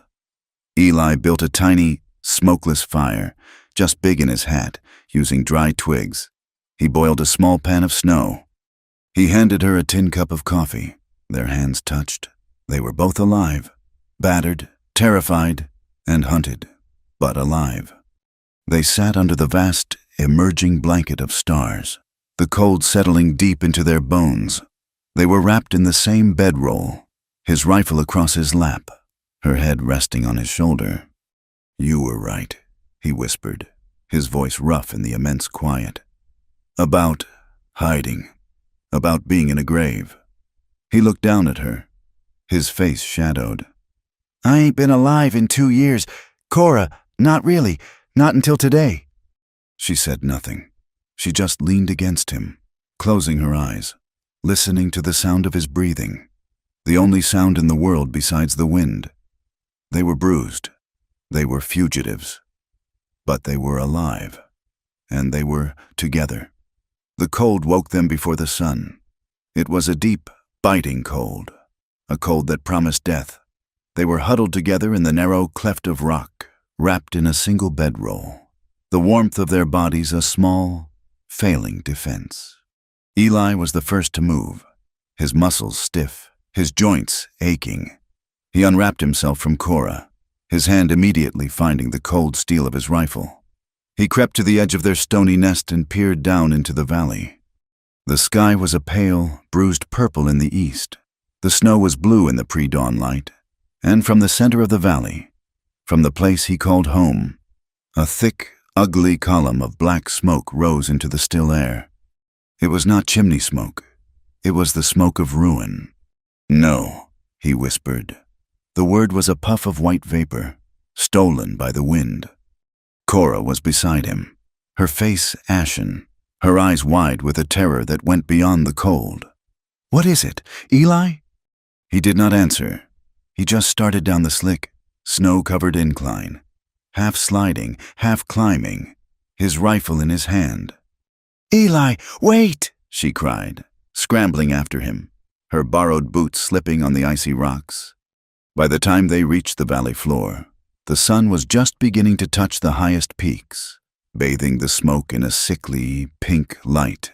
The cabin was still standing, a dark shape against the snow, but the barn was gone. It was a smoking black skeleton of charred timbers, collapsing in on itself. The smell of burned hay and something else, something sickeningly sweet and foul, hung in the freezing air. Eli walked toward it, his steps slow, his face a mask of stone. The roof was gone. The walls were gone. Just the blackened foundation stones and a heap of smoldering ruin. He saw a shape near what was once the door. He stopped. It was his mule. Bess.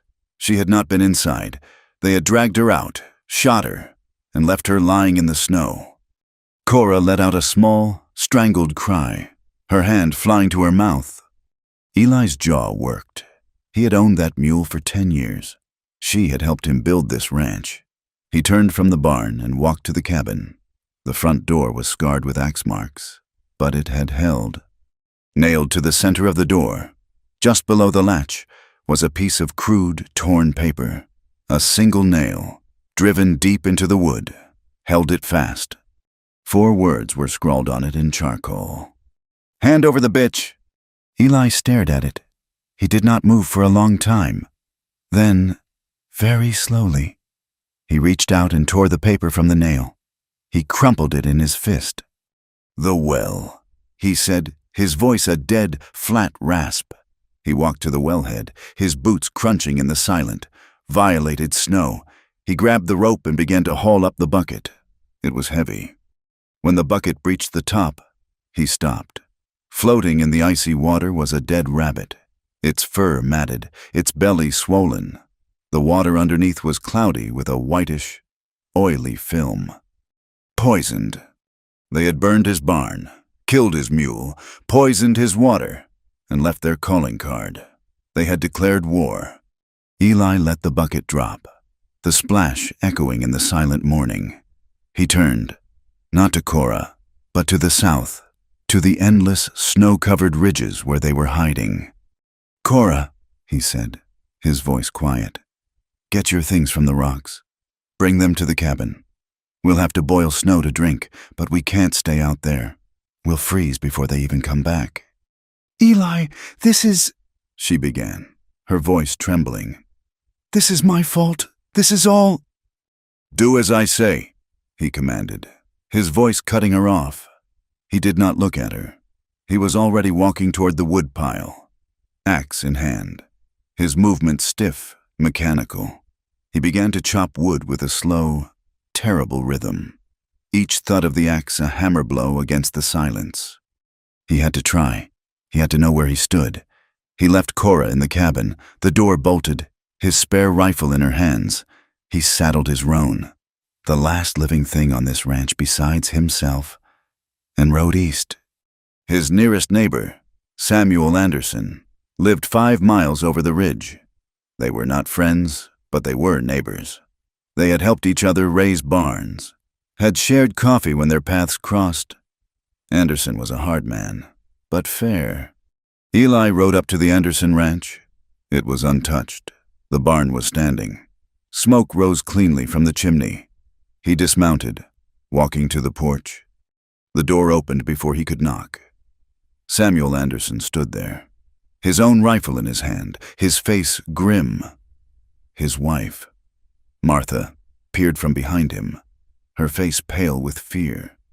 "Sam," Eli said, nodding. "Eli," Anderson's voice was cold. "You shouldn't be here." They burned my barn. Sam killed my mule, poisoned my well. I heard. Anderson said. He did not sound surprised. Heard you rode into Three Forks. Heard you brought trouble. Heard you shot Sheriff Bryce. She shot him to save my life, after Judge Miller refused to even hear her. That's not what we heard, Anderson said, his grip tightening on his rifle. We heard you brought a whore from Casper to town, a fugitive who stabbed a judge. We heard you drew on the law. We heard there's a posse out, led by Sheriff Grady himself, and they got a warrant for your arrest. Tate, for harboring a criminal, for attempted murder. She's not a criminal, Sam. She's a victim. They're hunting her for telling the truth. Anderson shook his head, a slow, sad gesture.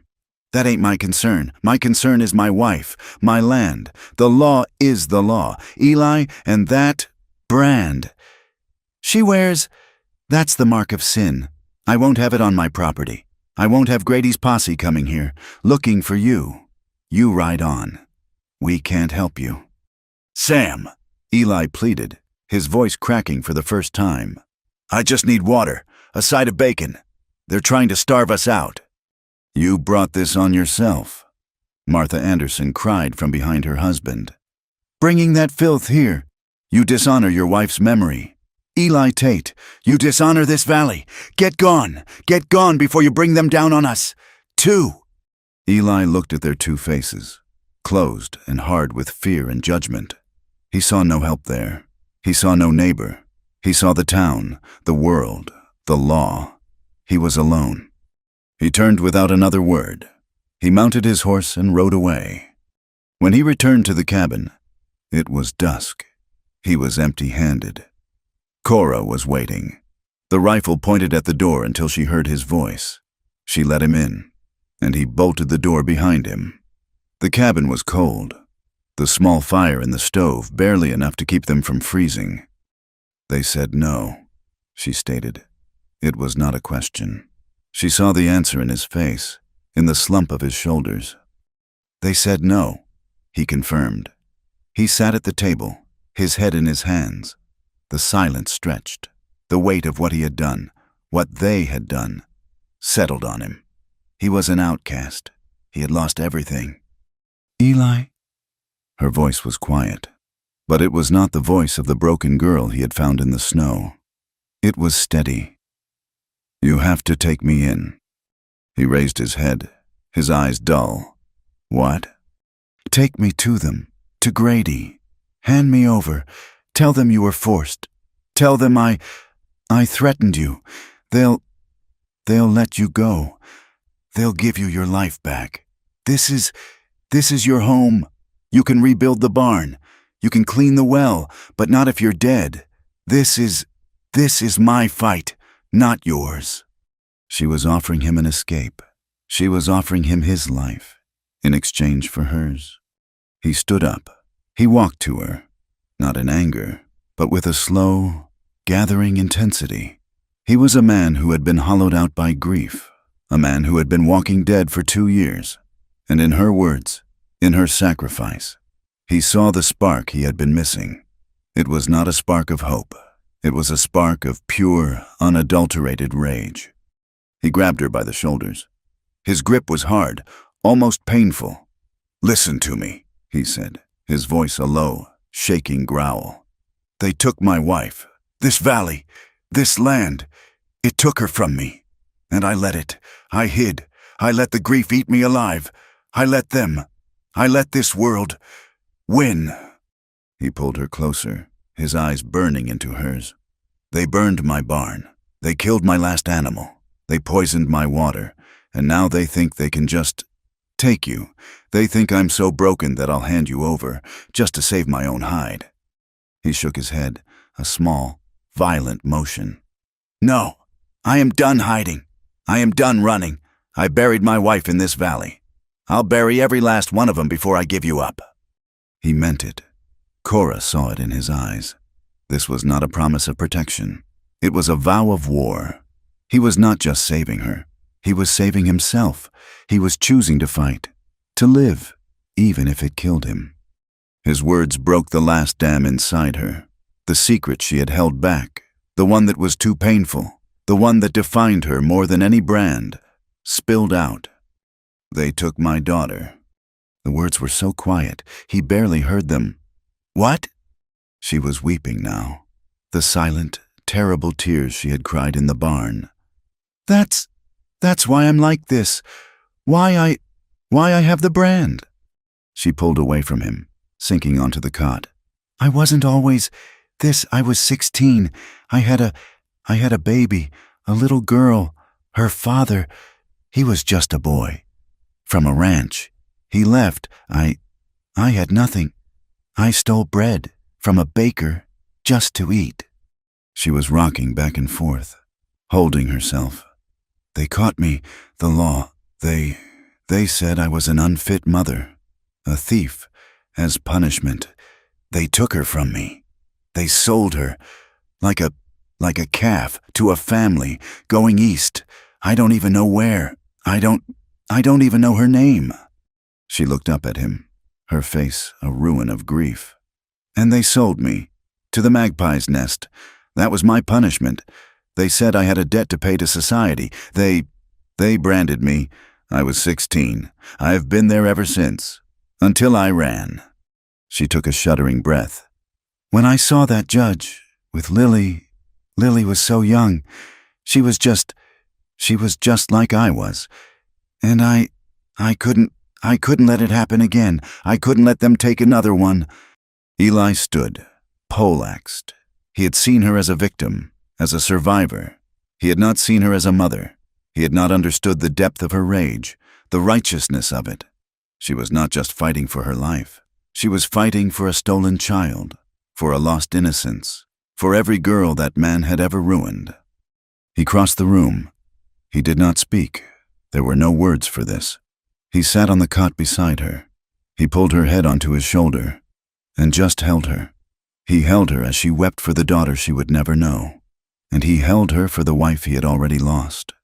They were two broken halves of a whole, clinging to each other in a cold, dark cabin, with an army outside waiting to kill them. That night, they did not stay on opposite sides of the room. They lay in his narrow cot, under every blanket they owned. The cold was a physical presence, a monster trying to get in. But in the cot, there was a small, fierce heat. He kissed her. It was not the kiss of passion, not the hesitant, trembling kiss of their first night. It was a kiss of profound, aching sadness. It was a kiss of farewell.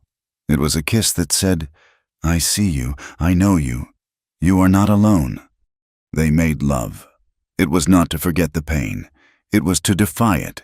It was a desperate, silent promise to each other. A promise that they were alive, that they were real, that they mattered. In a world that had branded her as property and him as a ghost, they made love to prove they were human. It was not a release. It was a promise. A promise that no matter what happened in the morning, they had this one true, lasting thing. In the morning, the resolve had set. The grief was still there, but it was now a foundation, not a flood. "We can't win a gunfight," Eli said, his voice flat as he boiled snow for coffee. "There's too many of them." "I know," Cora said. She had an idea. It was a cold, terrible sliver of a plan. "But you said there was that Quaker woman, Abigail Finch, the one who helps women." "She can't help us now," Eli said. "We're past that." "Maybe not," Cora said. "But she's north. They are south. If we could get word to her, not for passage, for help, for a witness, for someone who isn't from this valley." It was a slim chance, a desperate one. Eli thought of Jed, the old trapper who lived in the high rocks, a man who owed him. It took him a full day. He slipped out on the roan at first light, riding north, staying high in the timber. He found Jed's lean-to. He gave the old man his last $5 and the letter. A single page, telling Abigail Finch everything. About Cora, about Judge Hemlock, about Sheriff Grady. He begged for a witness, for someone. He waited 2 days. They holed up in the cabin, rationing the last of their jerky. Listening, the posse was out there. They could feel them, but they were not rushing in. They were sweeping the area, cold, methodical, certain of their prey. On the 3rd day, Jed returned. He came in the dark, a shadow at the door. He brought a side of bacon, a bag of coffee, and a small, folded note from Abigail Finch. Eli opened it by the firelight. "Mr. Tate, your story has reached me. The evil you speak of is known to me. I cannot send a witness. They would hang him with you. I can offer one thing: safe passage for the woman. I have a wagon moving east in 2 days. From the Sweetwater, I can get her on it. But only her. The man is marked. The law is looking for him. He must stay behind, or he will risk all the others. Tell her to come. Tell her to live." Eli read it, and a cold, bitter sickness filled him. It was the same choice as before. Her life, for his. He handed it to Cora. She read it. Her face did not change. She folded the note, very carefully, and held it to the flame of the stove. They watched it curl, blacken, and turn to ash. "I am not going," she said. "Cora," Eli began, his voice desperate. "You have to. This is your chance. Your only chance. You can get away. You can you can start new." "And leave you here?" she said, her voice soft. "Leave you to be hanged for me? I won't. I told you. I am done running." "Then we'll die," he said, the words flat. "They'll come, and they'll kill us." "Maybe," she said, "but not like this. Not hiding. We tried the truth. The law won't listen. You know why?" Because of the brand," he said, his voice laced with bitterness. "No, because we have no proof. It's my word, a whore's word, against a judge. But what if we had proof? What if we had his word?" Eli looked at her, confused. "What are you talking about?" Cora looked around the cabin, her eyes falling on the old, dust-covered trunk in the corner, the trunk that held Sarah's dresses. "That traitor," she said, her voice electric. "The one you told me about. The one who left that machine. The one that talks." Eli followed her gaze. The phonograph. He had not opened that trunk in 2 years. "It's a toy.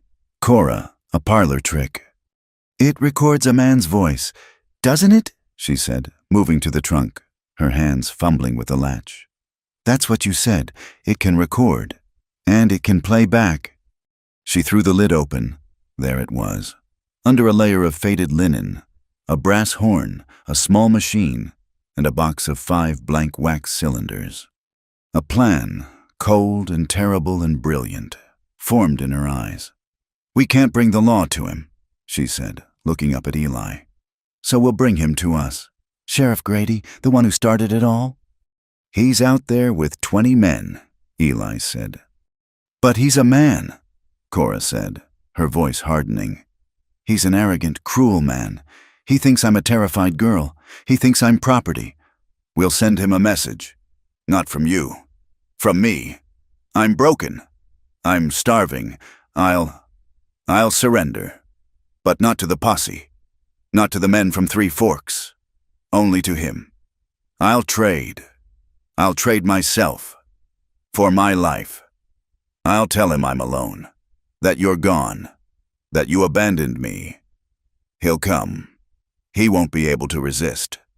"He'll kill you," Eli said, his voice raw. "Not if he thinks he can have me," she said, the words tasting like ash. "He'll come.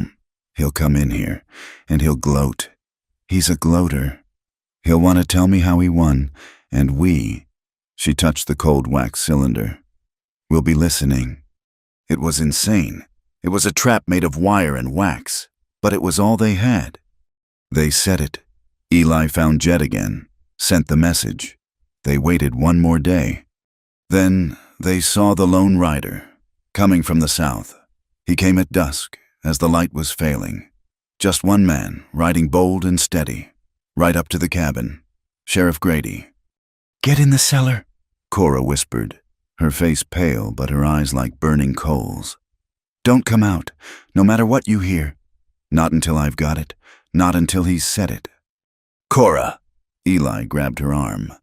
"If he touches you—" "He won't touch me," she said, her hand on the small .32 revolver, hidden in her dress. "He'll be too busy talking. Now go."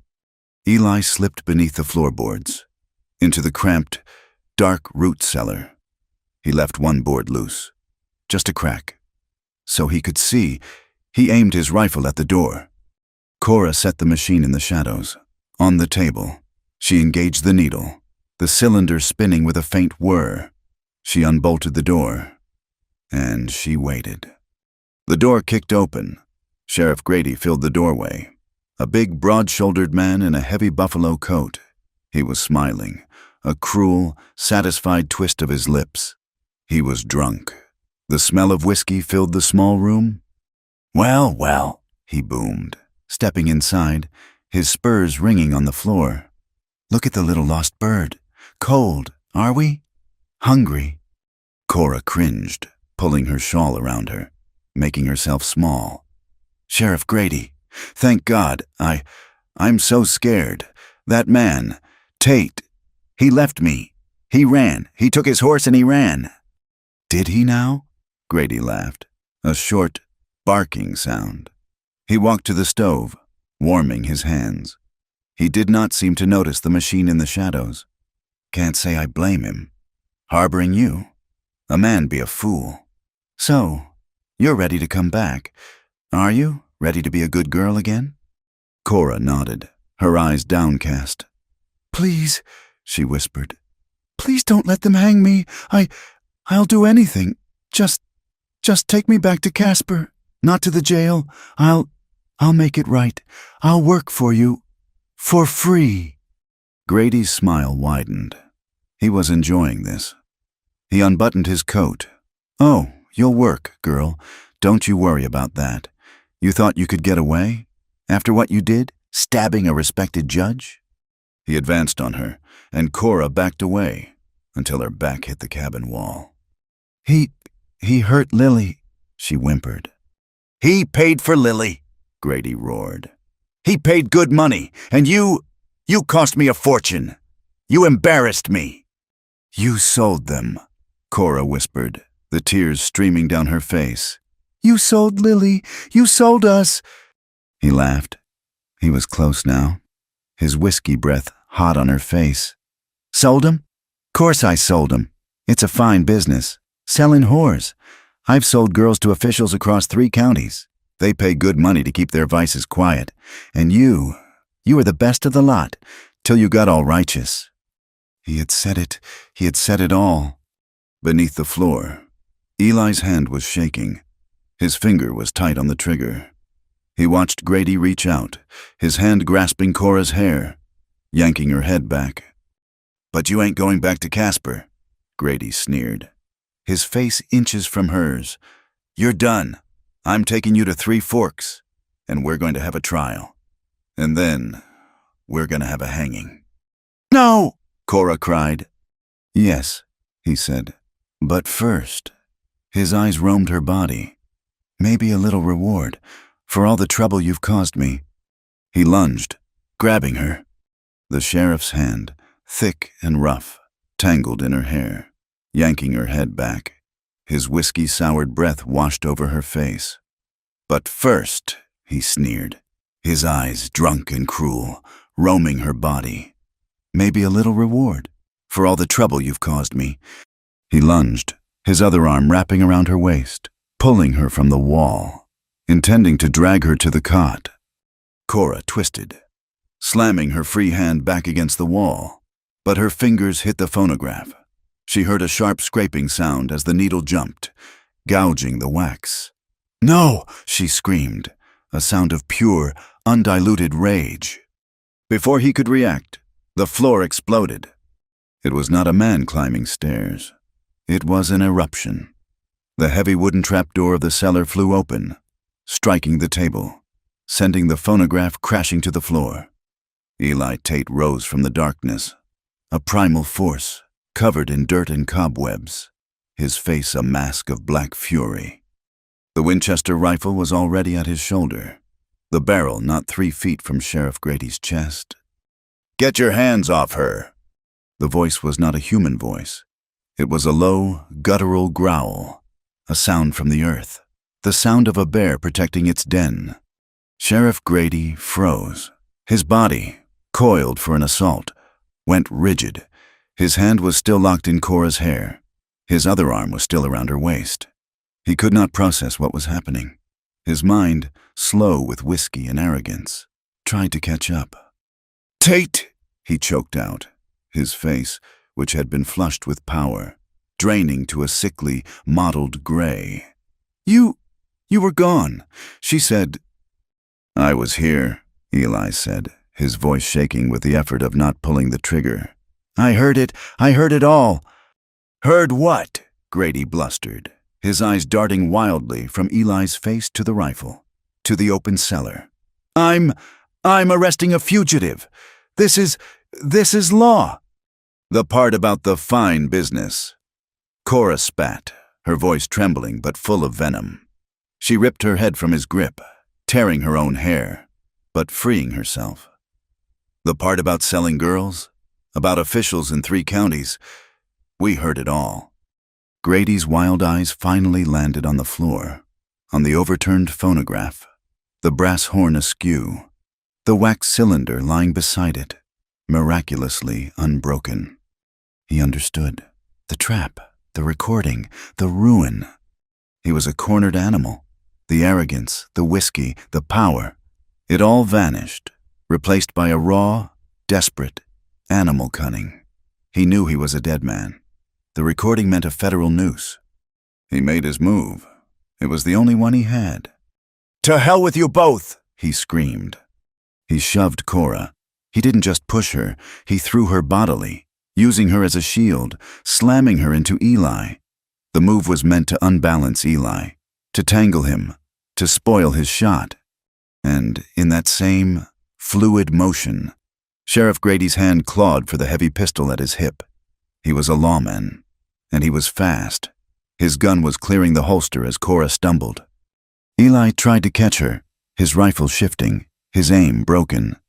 Sheriff Grady drew first. But he had forgotten Cora. She was not a victim, not anymore. As he threw her, she did not stumble away. She twisted, her feet finding the floor. The small .32 caliber revolver was already in her hand. She had held it, clutched tight in her skirt, since the moment he had walked in. He was bringing his pistol up, aiming at Eli. Cora raised her arm, her hand steady, and pulled the trigger. The sound was flat, final, and deafeningly loud in the small cabin. Sheriff Grady stopped. His body jerked, a single, violent spasm. He looked down. A small, dark hole had appeared on his vest, just over his heart. He looked up at Cora, his mouth open, a look of profound, stupid surprise on his face. He did not speak. He just fell. He crashed backward, a heavy, boneless weight, his head striking the leg of the cot with a dull, wet thud. He did not move again. The silence that rushed in was absolute. It was heavier than the gunshot. The air was thick with a sharp, metallic smell of gunpowder and the sudden, overwhelming stench of death. Cora stood, her arms still outstretched, the smoking pistol in her hand. Her entire body was shaking, a violent, uncontrollable tremor that threatened to tear her apart. Eli moved. He gently took the revolver from her limp fingers, his other hand gripping her arm, holding her up. "It's done," he breathed. "Cora, it's done." He kicked the body. Nothing. He knelt, his fingers searching for a pulse in the sheriff's neck. He looked up at her, his face grim. "He's dead." Cora stared at the man on her floor, the man who had branded her, the man who had sold her, the man who had hunted her. He looked small now, just a crumpled pile of clothes. Eli went to the floor. He knelt, his big, rough hands moving with surprising delicacy. He picked up the wax cylinder, He ran his thumb over it. It was not cracked. It was whole. "You did it," he said, his voice rough with an emotion she could not name. "Aw, you got him. You got the proof." Cora finally looked away from the body, at the small, gray tube of wax in his hand, the key to her life. "Now we ride," Eli said, standing.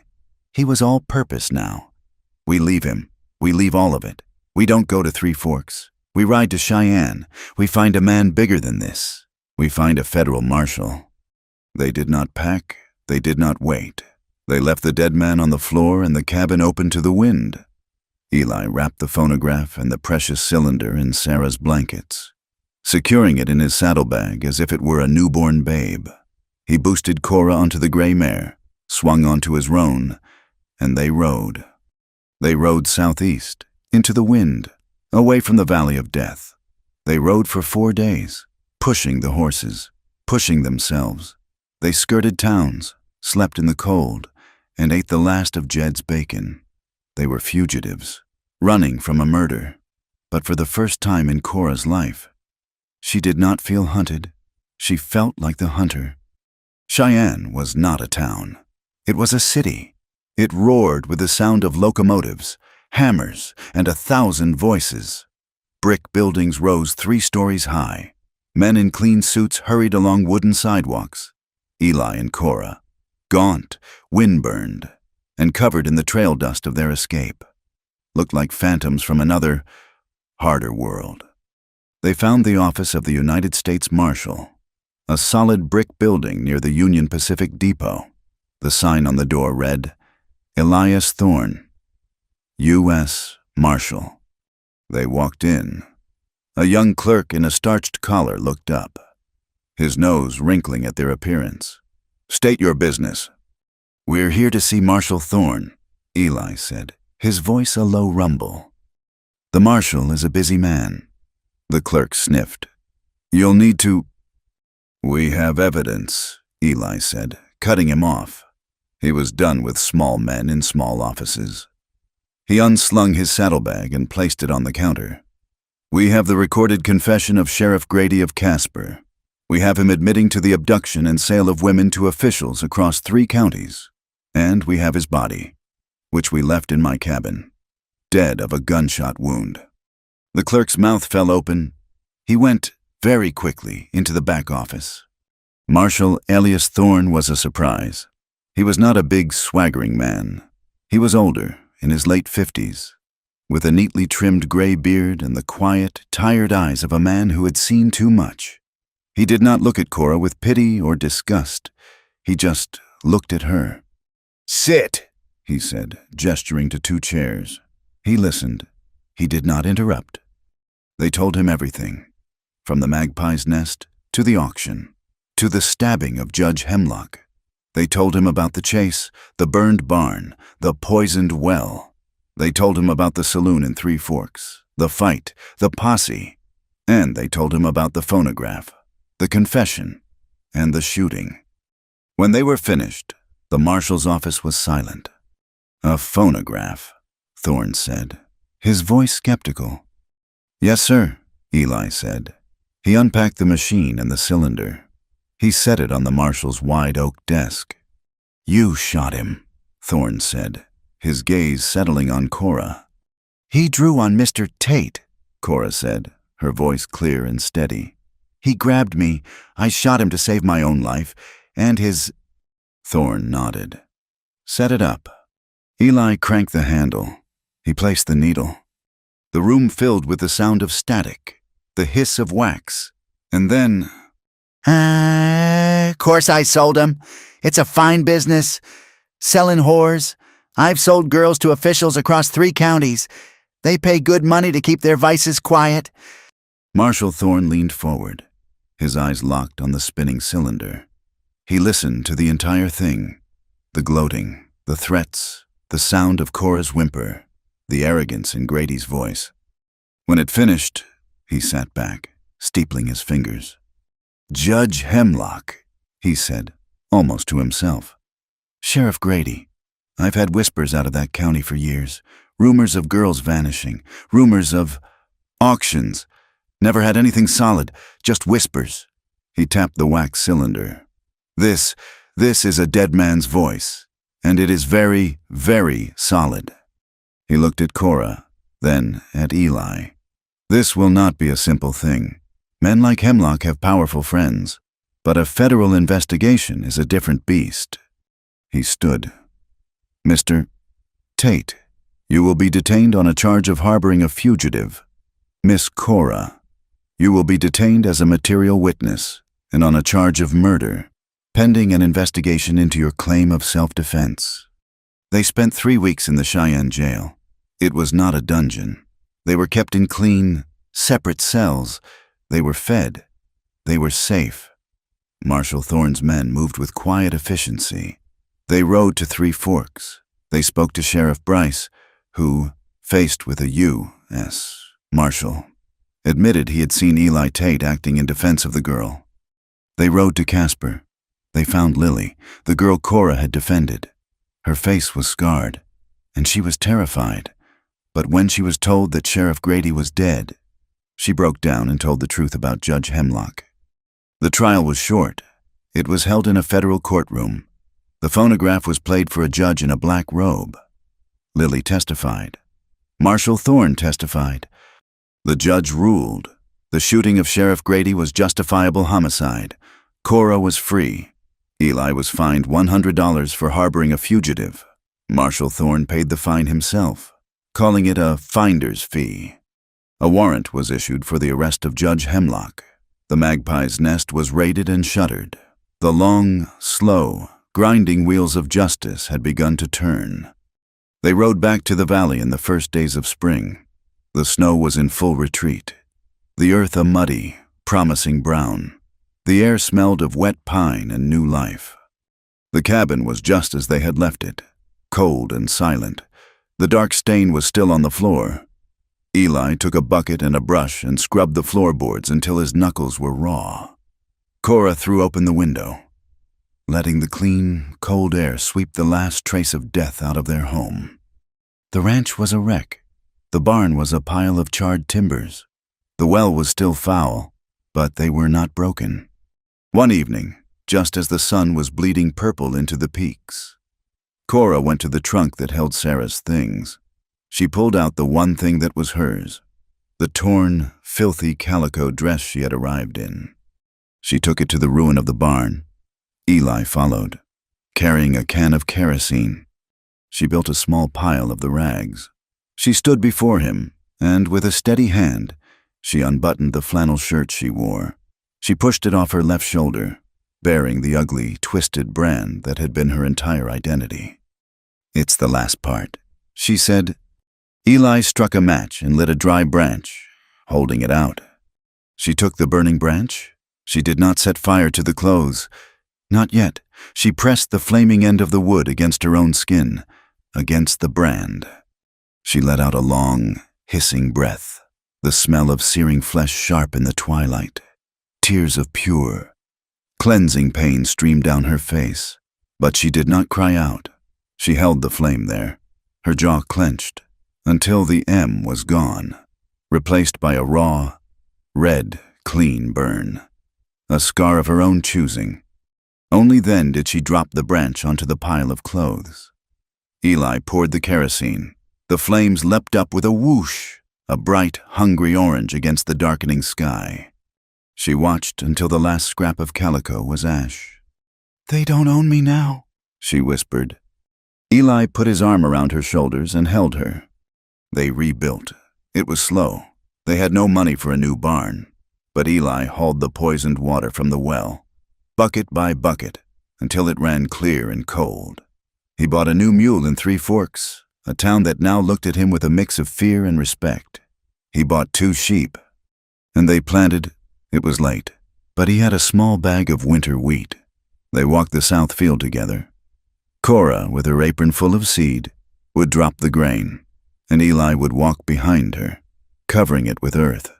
It was hard work. It was the work of the living. The snows would come again. They always did, but the cabin was warm. It smelled of baking bread and fresh scrubbed pine. It was full. Months passed. The thin crop of wheat was harvested. The first snows of the next winter had already kissed the high peaks. It was late October, the air sharp and cold. Cora was in the cabin, kneading dough for the evening's bread. Eli was outside, finally setting the foundation for a new, smaller barn. He heard it first, the creak of wheels. He grabbed his axe, his heart lurching. Strangers were still a threat. He walked to the end of the valley road. It was not a posse. It was a large, canvas-covered wagon, pulled by 4 tired horses. The side was painted with faded letters, Children's Aid Society, East. A woman in a severe black bonnet was driving. She pulled the horses to a halt when she saw Eli. "Sir," she said, her voice clipped and tired. "I am Mrs. Fry.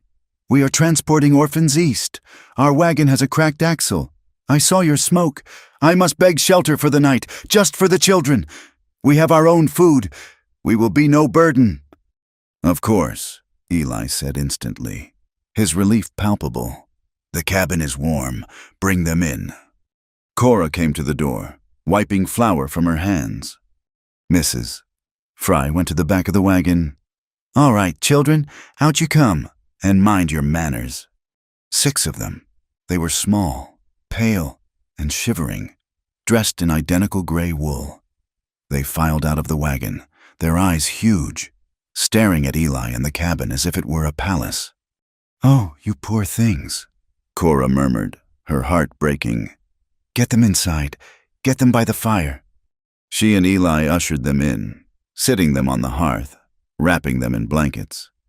Cora heated water and mixed it with molasses, handing it out in tin cups. The children drank, silent and watchful. Cora was tending to the last one, the smallest, a little girl, who sat apart from the others. She couldn't be more than 4, maybe 5. She had pale, straw-colored hair and wide, serious blue eyes. She was humming, a tiny, absent-minded tune. Cora froze. The cup in her hand trembled. She knew that tune. It was nothing. A little 6-note melody. Her mother used to hum it. She had hummed it. She had hummed it to her daughter, the babe in her arms, all those years ago. It was the only thing she had to give her. What is that?" Cora whispered. The little girl looked up, her humming stopping. "What, ma'am?" "The song," Cora said, her voice cracking. "The tune you were humming. Where did you learn it?" The girl shrugged, her small shoulders lifting. "I don't know. I just always knew it. It's just mine." Mrs. Fry, watching from the door, sighed. "That one is Anna. We got her from an orphanage in Laramie. No name, no family. They said she was a foundling, taken from a mother deemed unfit. Years ago, been passed from pillar to post ever since." Cora's world stopped. The cabin, the fire, the other children, it all fell away. She saw a tiny face, wrapped in a gray blanket. She saw her own hands, 16 years old, being pulled away, sold as punishment. Her legs gave out. She sank to her knees on the hearth, the tin cup clattering to the floor.